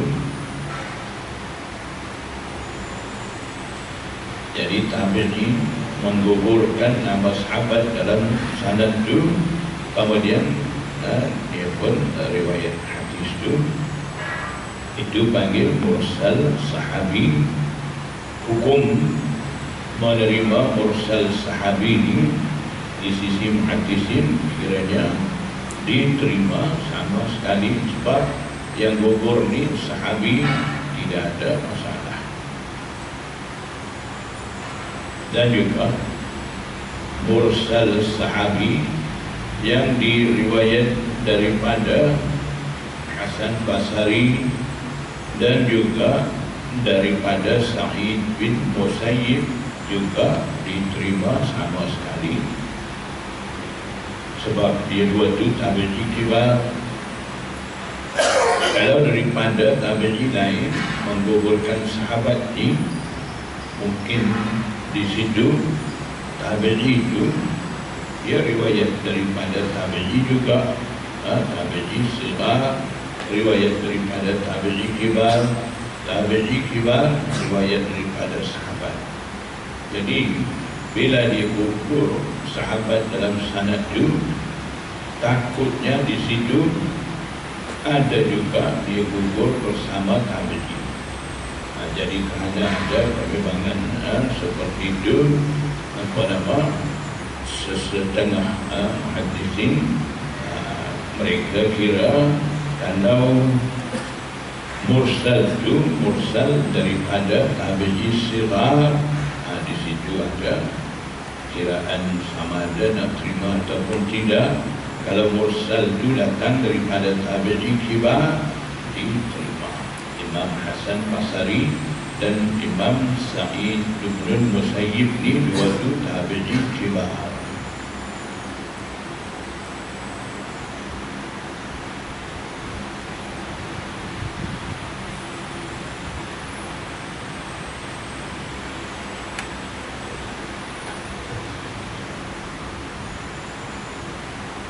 hadis gharib. Wa qul gharibun ma rawa rawin faqat. Katakanlah gharib ialah hadis yang perawinya seorang sahaja. Tadi saya dah ceritakan hadis innamal a'malu binniyat. Sayyidina Umar riwayat seorang saja, sahabat lain tidak riwayat masa itu. Daripada Sayyidina Umar Al-Qamah, kemudian daripada Al-Qamah kalau tak silap Yahya ada dalam itu sampai 4 orang, maknanya Sayyidina Umar Al-Qamah, lepas itu 2 orang sampai 4 orang itu seorang-seorang saja riwayat hadis itu. Selepas daripada itu barulah ramai riwayat hadis itu. Jadi cara meriwayatkan hadis seperti itu dinamakan hadis gharib. Hadis gharib ini sama seperti hadis lain, ada juga sahih, ada juga hasan, ada juga dhaif. Dalam Bukhari pun ada hadis gharib. Imam Bukhari mulakan kitab Bukhari dia dengan hadis gharib. Dia mula babu bada'il wahyi, di situ mula dengan hadis innamal a'malu binniyat itu. Hadis itu hadis gharib. Dia mula dengan hadis gharib. Yang hujung akhir kitab Bukhari kalimatane khafifatane, ada kan hadis akhir itu pun hadis gharib juga. Jadi ada hadis ini kata hikmah ataupun sebab Imam Bukhari mula dengan hadis gharib dan akhiri dengan hadis gharib ini. Sebabnya di kalangan imam-imam hadisin dulu, mereka anggap hadis gharib ini dhaif. Sampai Imam Ahmad bin Hanbal sendiri, dia kata hadis gharib ni hadis Muka, dan Imam Ahmad bin Hanbal kata hadis gharib ni hadis Muka, jangan tulis raibul hadis tu, hadis gharib tu. Jadi disebabkan ada setengah-setengah ada pahaman begitu, Imam Bukhari nak manalah pahaman mereka tu, dia pun masukkan hadis gharib. Permulaan Bukhari dia dan penduduk Bukhari dia itu menunjukkan hadis gharib. Ada juga sahih, bukan kata hadis gharib ni munkar, tidak sahih, tak boleh pakai, tidak begitu. Wa kullu ma lam yattasil bihalin isnaduhu munqati'ul awsal. Ini hadis munqati'. Hadis munqati' ini wa kullu ma ay wa kullu hadithin, setiap hadis lam yattasil yang tidak sambung bihalin ay bihalin minal ahwali, tidak bersambung dengan sebab bahasa bariyah, dengan sebab satu keadaan daripada beberapa keadaan oleh sanad-sanadnya. Jadi beberapa keadaan bagi sanad, maksudnya kadang-kadang keadaan sanad ini dia gugur seorang rawi, ada pula gugur ramai rawi dalam sanad itu. Itu keadaan-keadaan bagi sanad itu. Terkadang gugur seorang, terkadang gugur ramai, kadang yang gugur itu sahabat, terkadang yang gugur itu selain daripada sahabat. Dan juga ada pula keadaan sanad yang gugur pada awal sanad, ada gugur tengah sanad, akhir sanad. terkadang gugur sanad semua sekali daripada awal sampai akhir. Jadi berkenaan dengan keadaan sanad ni ada banyak. Jadi tak kira salah satu keadaan daripada beberapa keadaan sanad yang sebut tadi, kalaulah ada pada satu sanad hadis itu dikira munqati', terputus sanad. Munqati'ul awsal jama' bagi waslun, makna sendi, awsal sendi-sendi, munqati' terputus, sendi-sendi terputus makna tidak muttasil, tidak bersambung sanad. Jadi itu hadis munqati', gambaran dia gugur perawi dalam sanad. Gugur itu ada banyak bentuk, banyak keadaan. Gugur seorang ada, gugur lebih daripada seorang pun ada.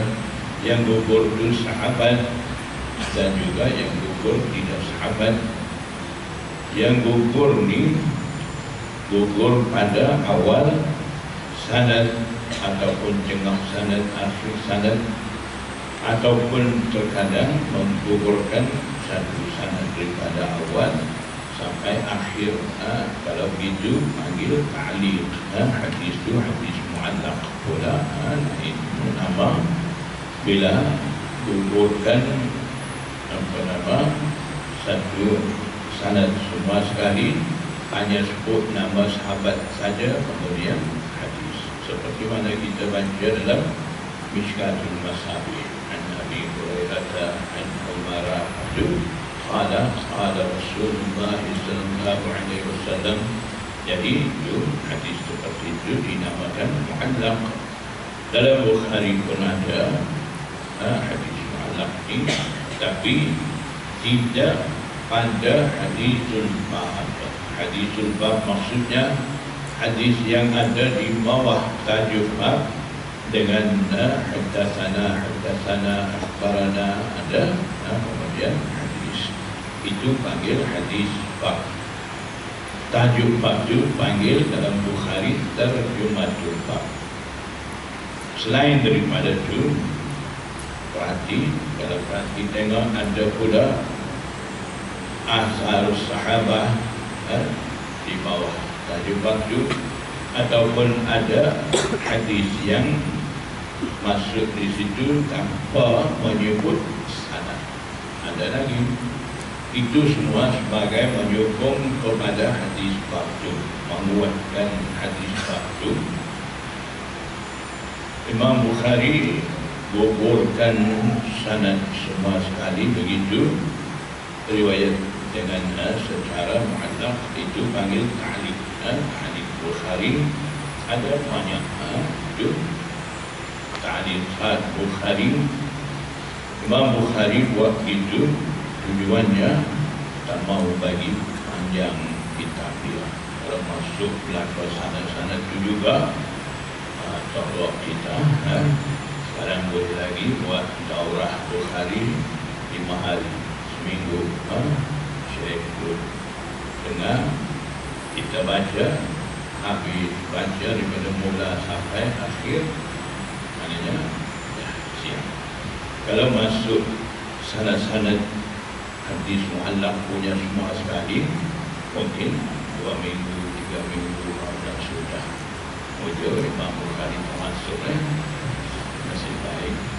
Jadi walaupun Imam Bukhari bawa cara itu, hadis-hadis mu'allaq itu tidak dikira dhaif. Biasanya hadis mu'allaq ini yang gugur rawi dan yang tidak masuk sanad daripada awal sampai sudah ni, sampai temu Rasulullah SAW hanya sebut sahabat saja.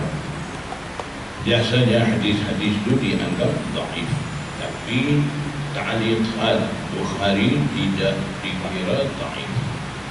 Ada juga Imam Daurah dia kritik dengan hadis-hadis itu, sampailah hadis bab pun Imam Daurah kritik lagi, kata ada sanad terputus, jadi dhaif, tidak sahih.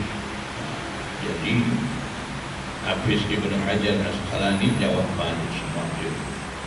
Kalau kita nak tahu, tengok dalam Hadith Siri Muqaddimah Fathul Bari, di situ ada kritikan daripada Imam Daurah yang dia tulis satu kitab At-Tatabbu'u 'ala Sahihaini, kritikan terhadap hadis-hadis Bukhari itu. Ada jawaban daripada Hafiz Ibnu Hajar Asqalani. Kemudian daripada itu Hafiz Ibnu Hajar Asqalani impun pula sanad-sanad bagi hadis mu'allaq sani. Dia buat kitab, ada kitab Taghliqul Ta'liq, Taghliqul Ta'liq.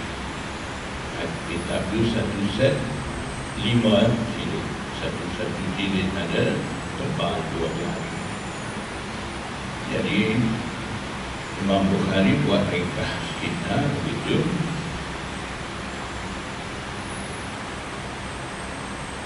Jadi hadis-hadis yang terputus sanad seperti itu panggil hadis munqati'. Biasanya munqati' ini min aqsamid dhaif, dianggap sebahagian daripada dhaif. Hadis mu'dal wal mu'dalu as-saqitu ay al-hadisus saqitu minhu ay min sanadihi isnadi. Hadis mu'dal iaitu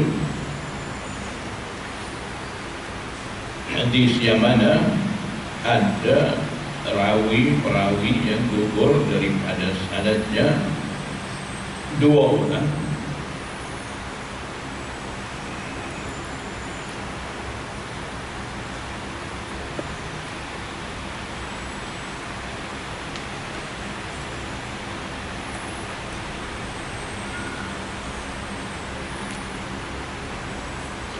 Jadi yang gugur 2 orang dalam sanad sani kiranya daripada mana-mana tempat sahaja, tak kenapa. Maksudnya gugur 2 orang pada awal sanad, gugur 2 orang pada tengah sanad, gugur 2 orang pada akhir sanad.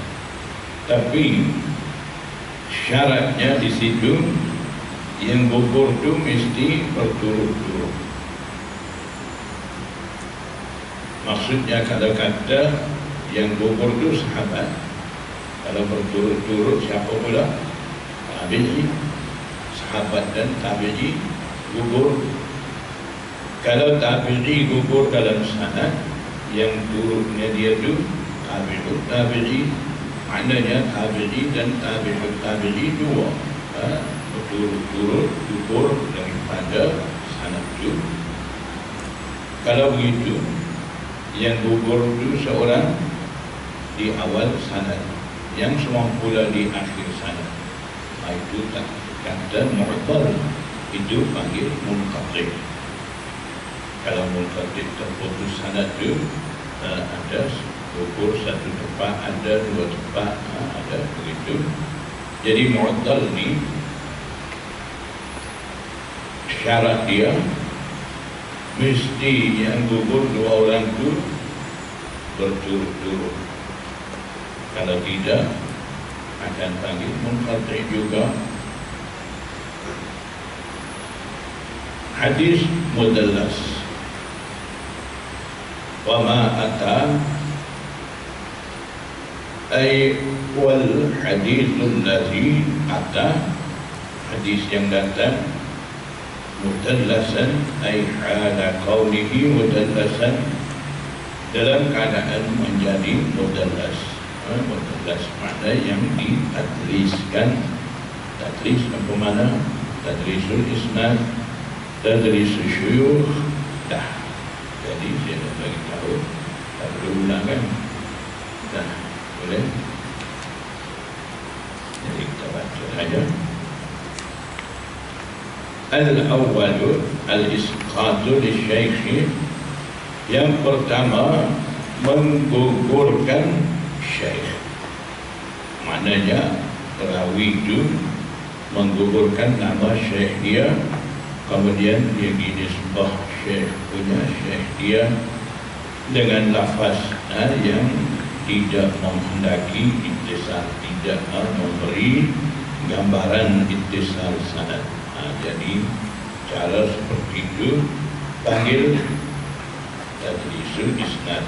Wa ayyan ulah man fawqahu bi'an. Gugurkan syekh maksudnya menakalkan, meriwayatkan hadis daripada syekh yang ada atas pada syekh dia, disebut dengan an ataupun an itu makna anna, sini takhfif, itu panggil tadlisul isnad. Watsani, dan yang kedua tadlis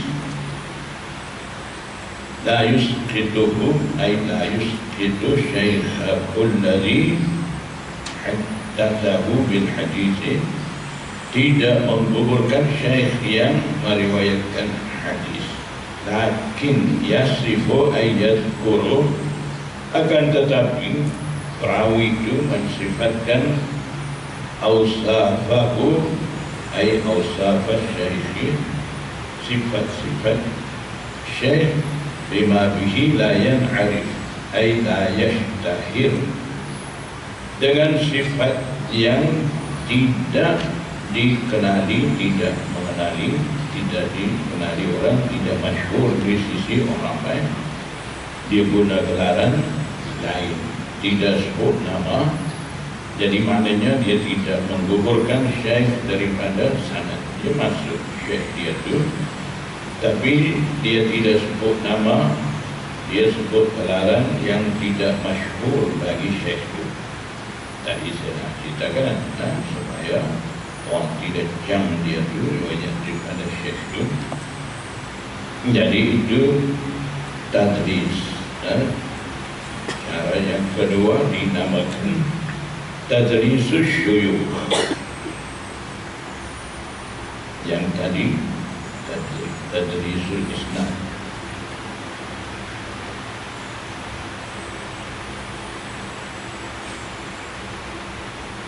Jadi riwayat daripada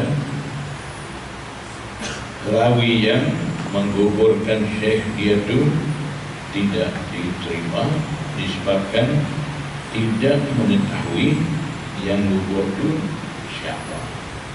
Jadi apa-apa dianggap riwayat majhul juga.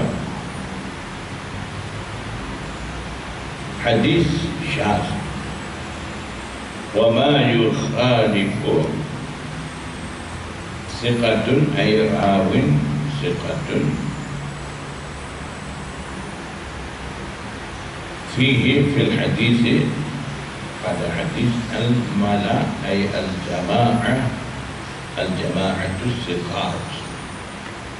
Al-mala maksud mala'un, mala maksudnya jama'ah. Maksud di sini al-mala ay al-jama'atus siqat, kumpulan perawi yang siqah, lagi ramai perawi.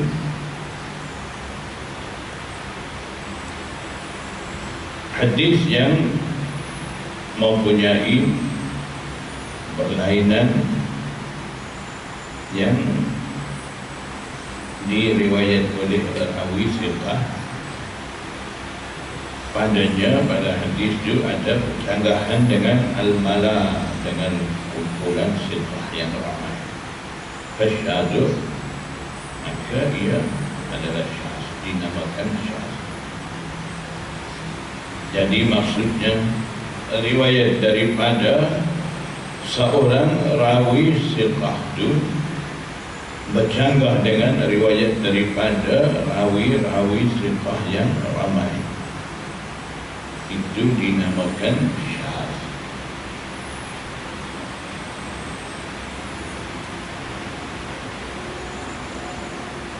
Wal maqlubu,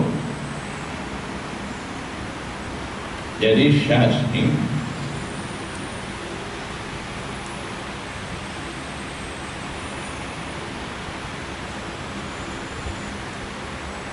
bila riwayat daripada rawi seorang siqah itu bercanggah dengan riwayat daripada rawi siqah yang ramai, ketika itu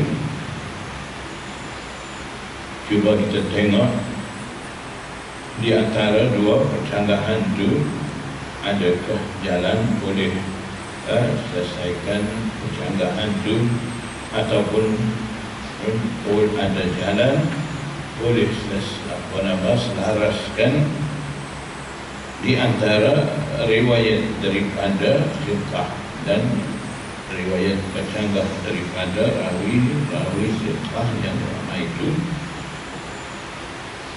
Jadi kalau dapat selaraskan, itu tidak dinamakan syahs lagi. Jika itu hadis daripada siqah sani akan diterima.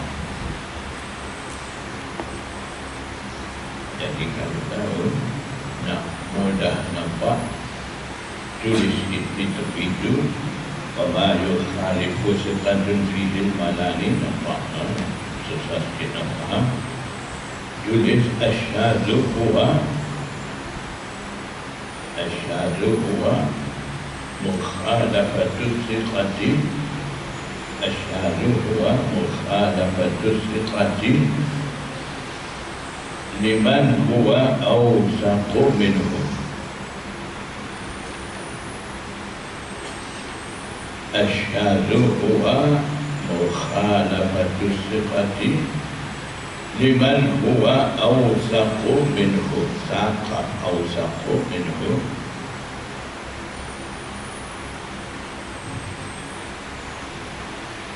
Hadis riwayat daripada rawi siqah. Siqah mana? Iaitu adal tabit, bercanggah maksud dengan riwayat daripada rawi siqah yang ramai, itu dinamakan hadis syadz.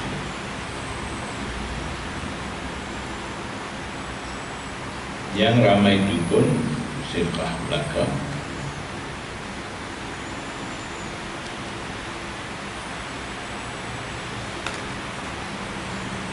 Satu lagi ta'rif syadz yang lebih ringkas, lebih mudah, iaitu tulis yang tadi satu, yang ini dua. Ta'rif bagi syadz. Asyhadu huwa mukhalafatu siqati lis-siqat. Mukhalafatu siqati lis-siqat. Seorang rawi siqah bercanggah dengan rawi siqah yang ramai. Rawi siqah yang ramai itu lebih siqah, awsaq, lebih siqah daripada rawi seorang sani, itu dinamakan syadz. Wal maqlubu qismani, dan hadis maqlub ada dua. Jadi yang tadi bernama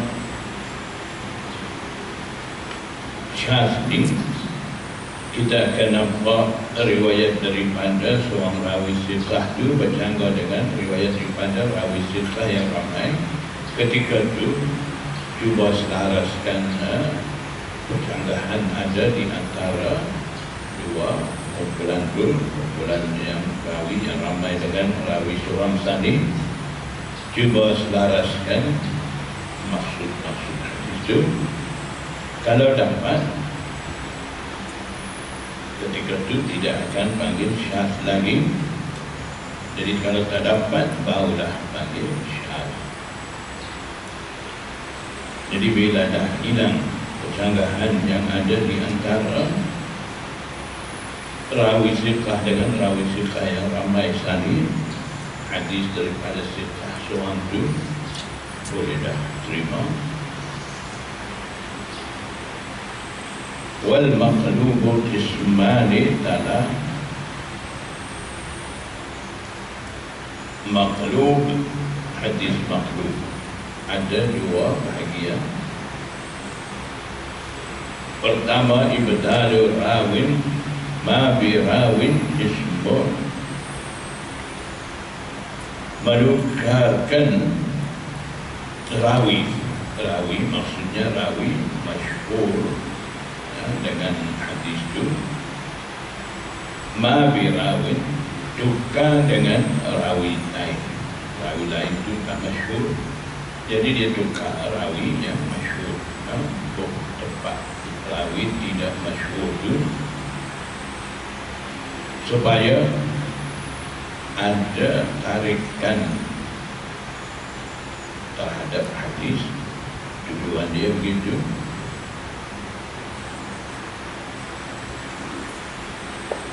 Jismu itu satu jisim, satu jenis. Yang kedua, makhluk ni wa qalbu isnadin limatanin jismun, dan menukarkan satu sanad bagi matan. Maksudnya menukarkan sanad bagi mana matan hadis itu tukar dengan sanad yang lain. Itu panggil makhluk.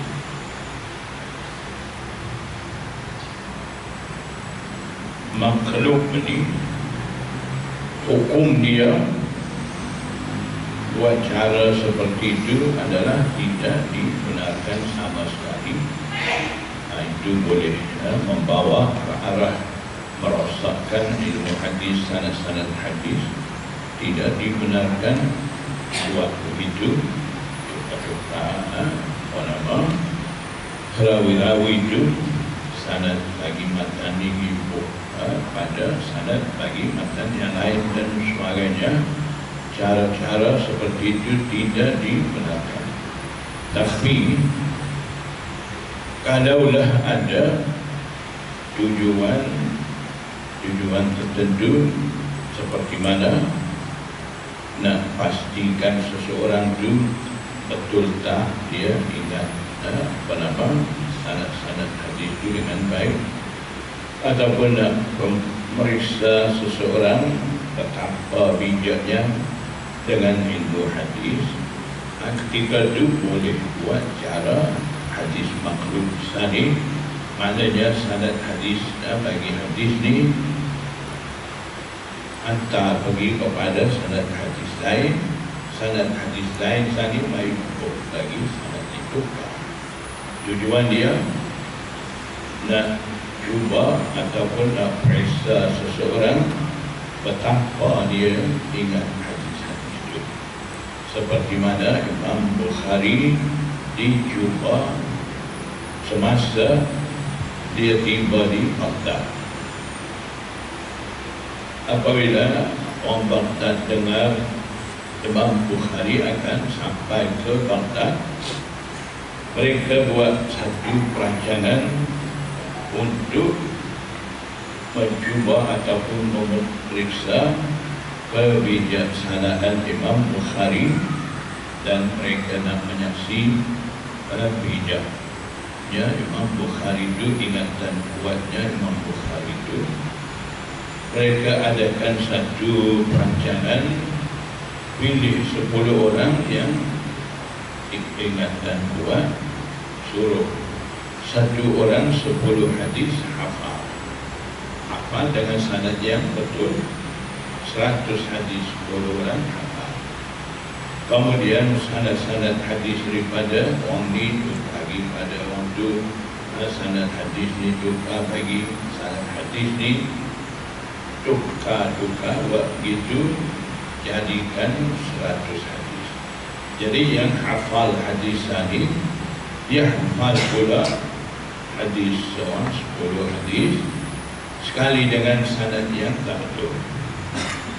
Setelah siap semua itu, bila Imam Bukhari mari, mereka buat majlis baca hadis.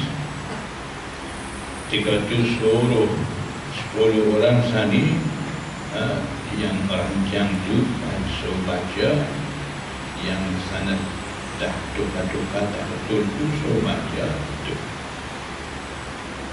Bila baca Imam Bukhari dengar sudah baca 10 orang 102 hadis tu, Imam Bukhari kata semua sanad-sanad hadis ni salah. Dia baca balik sanad hadis 10 hadis yang salah daripada orang pertama. Dia baca balik selalu. Yang tak betul tu dengar tu dia ingat.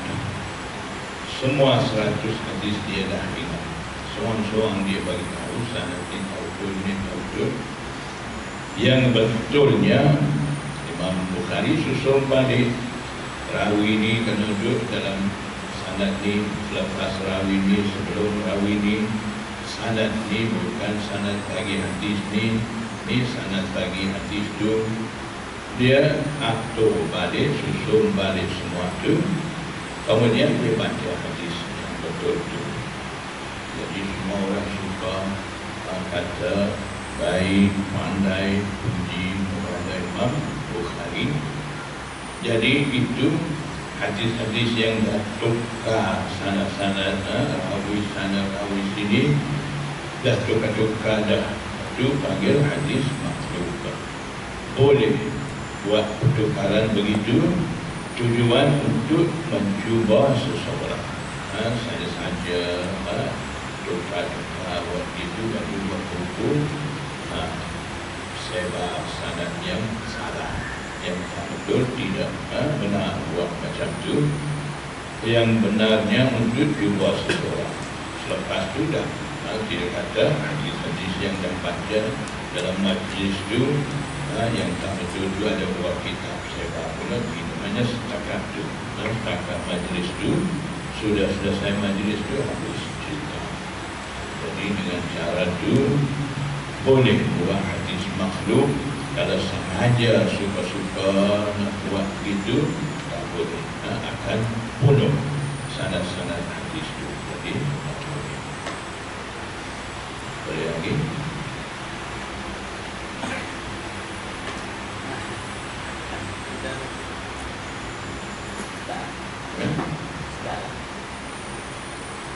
Saya tak buat.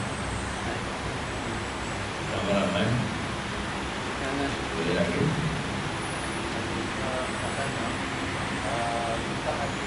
Masuk dari ada pada itu majhul masdur ni majhulul hal batinan la zahiran. Majhulul hal batinan, tidak diketahui hal keadaan dalam. La zahiran, bukan zahir, maknanya bukan zahir, maknanya bukan tahu zahir. Apa mana tahu zahir? Bukan tak makan nasi lagi, maknanya makan nasi dah. Ya, itu hadis syaz. Ya. Kadang-kadang kita buat hadis yang mana matan hadis itu berbeza antara sahabat dengan sahabat yang lain. Ada kali kita hadis syaz. Kadang-kadang kita jumpa satu hadis yang mana matan hadis itu berbeza antara sahabat-sahabat. Ada kali itu berbeza. Matan hadis berbeza.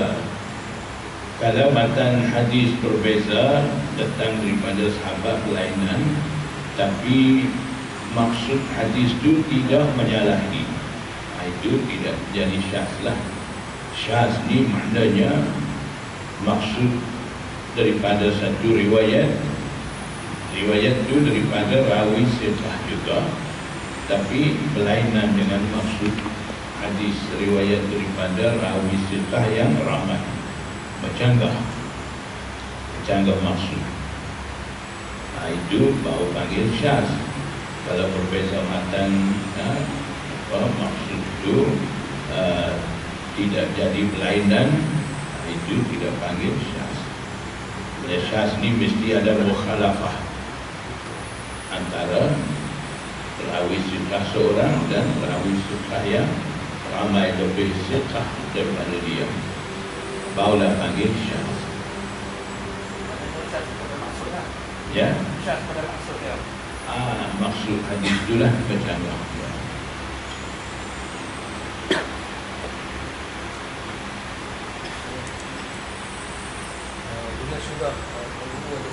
pasal kisah Imam Syafi'i dengan Imam Abu Hanifah.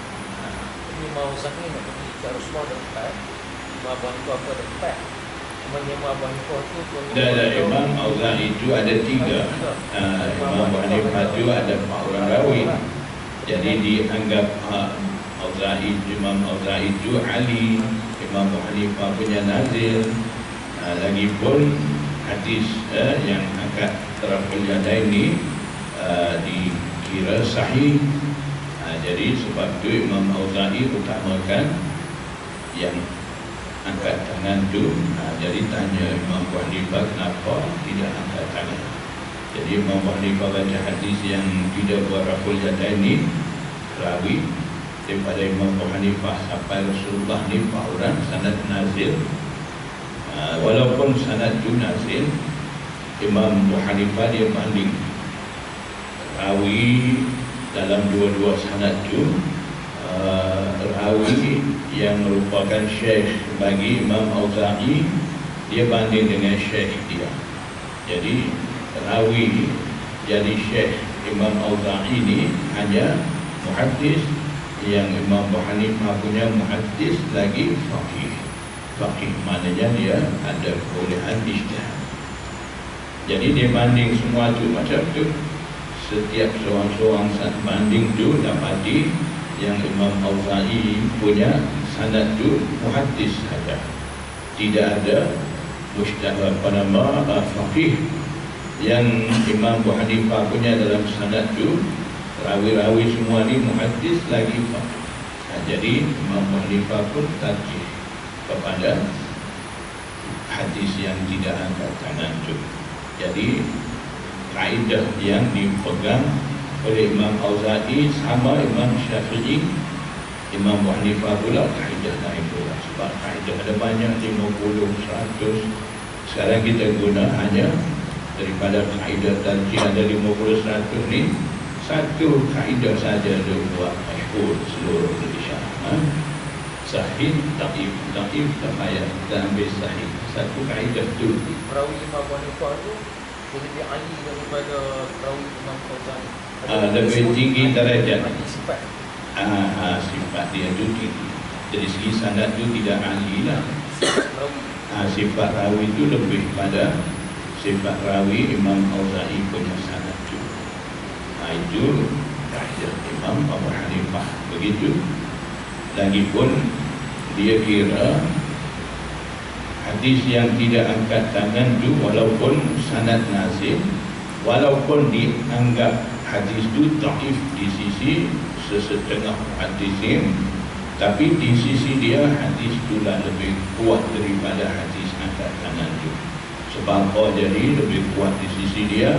Sebab ada sokongan daripada ayat Quran. Hadis yang disokong maksud dengan maksud daripada ayat Quran tu lebih tinggi daripada hadis sahih di sisi Imam Abu Hanifah. Hadis tu hadis sahih, tak ada masalah, sahih, boleh amal, boleh hujjah. Tapi tengok-tengok banding dua tu, yang tidak angkat tangan tu di sisi Imam Abu Hanifah mirip dengan ayat yang suruh diam, Waqumu lillahi qanitin tu, mendapati dengan maksud hadis tu.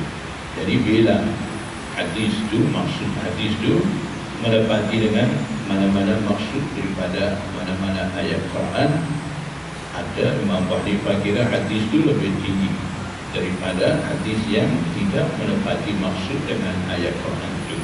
Walaupun di sisi muhaddisin, hadis yang tidak menepati maksud dengan ayat sahih yang menepati itu dhaif dari segi sanad. Itu kiraan kaedah Imam Abu Hanifah itu. Jadi kita nak salahkan siapa? Betul, Imam Syafi'i amal sahih, Imam Abu Hanifah amal dhaif, sanad ali, tak betul. Kita nak bawa cara itu, itulah pandaian kita. Naskah itu yang kita pakai. Kaedah-kaedah kita bukan belajar, bukan tahu, bukan kita nak cari jawapan-jawapan yang baik. Sepatutnya kita bagi tahu pada ramai tidak usaha waktu hati kita, tabiat kita duduk situ mencari pasal, asalkan dapat poin. Boleh kata salah, sebenarnya tak salah. Yang kita kata salah ni sebab kebodohan kita. Kalau kita tahu kaedah-kaedah tadi, setelah kita dengar, setelah kita faham, adakah kita nak kata salah siapa-siapa? Tak ada. Dia betul ikut kaedah dia, ini pun betul ikut kaedah dia, dua-dua tak salah. Kalau kita kata salah, Imam Syafi'i betul utamakan beramal hadis sahih. Imam Abu Hanifah salah, dia amal tidak sahih. Ataupun Imam Abu Hanifah utamakan beramal hadis yang menepati dengan maksud daripada ayat Quran itu lebih tinggi. Dia ni betul. Imam Syafi'i tidak guna kaedah itu betul. Kalau macam tu, siapa betul? Dua-dua salah dah. Siapa betul? Imam Abu Hanifah dah salah, Imam Syafi'i pun salah. Siapa betul? Kita yang betul. Kalaulah kata Imam Syafi'i betul, Imam Abu Hanifah salah, dua-dua mujtahid. Imam Syafi'i yang betul dapat 2 pahala, Imam Abu Hanifah dapat 1 pahala. Kalau Imam Abu Hanifah betul, Imam Syafi'i salah, Imam Abu Hanifah dapat 2, Syafi'i dapat 1 pahala. Kita duk kritik ni dapat apa? Dosa saja. Perlu kau umat Islam potong di situ saja. Tak ada apa. Itu semua kita kena contoh. Lagi? Ya. Maknanya daripada segi sanad lazim dia lebih kuatlah daripada Ali. Bukan. Kira tu sanad Ali tu lebih tinggi daripada sanad nazil. Tapi disebabkan ada sokongan maksud daripada ayat Quran tu, di sisi Imam Abu Hanifah itu kira lebih tinggi daripada hadis itu, walaupun kata sahih tapi tidak menepati dengan maksud ayat Quran itu. Jadi sahih dhaif ni tidak semestinya Imam Auza'i kata sahih, mesti Imam Abu Hanifah pun sahih. Bila Imam Abu Hanifah kata sahih, mesti sampai kiamat sahih.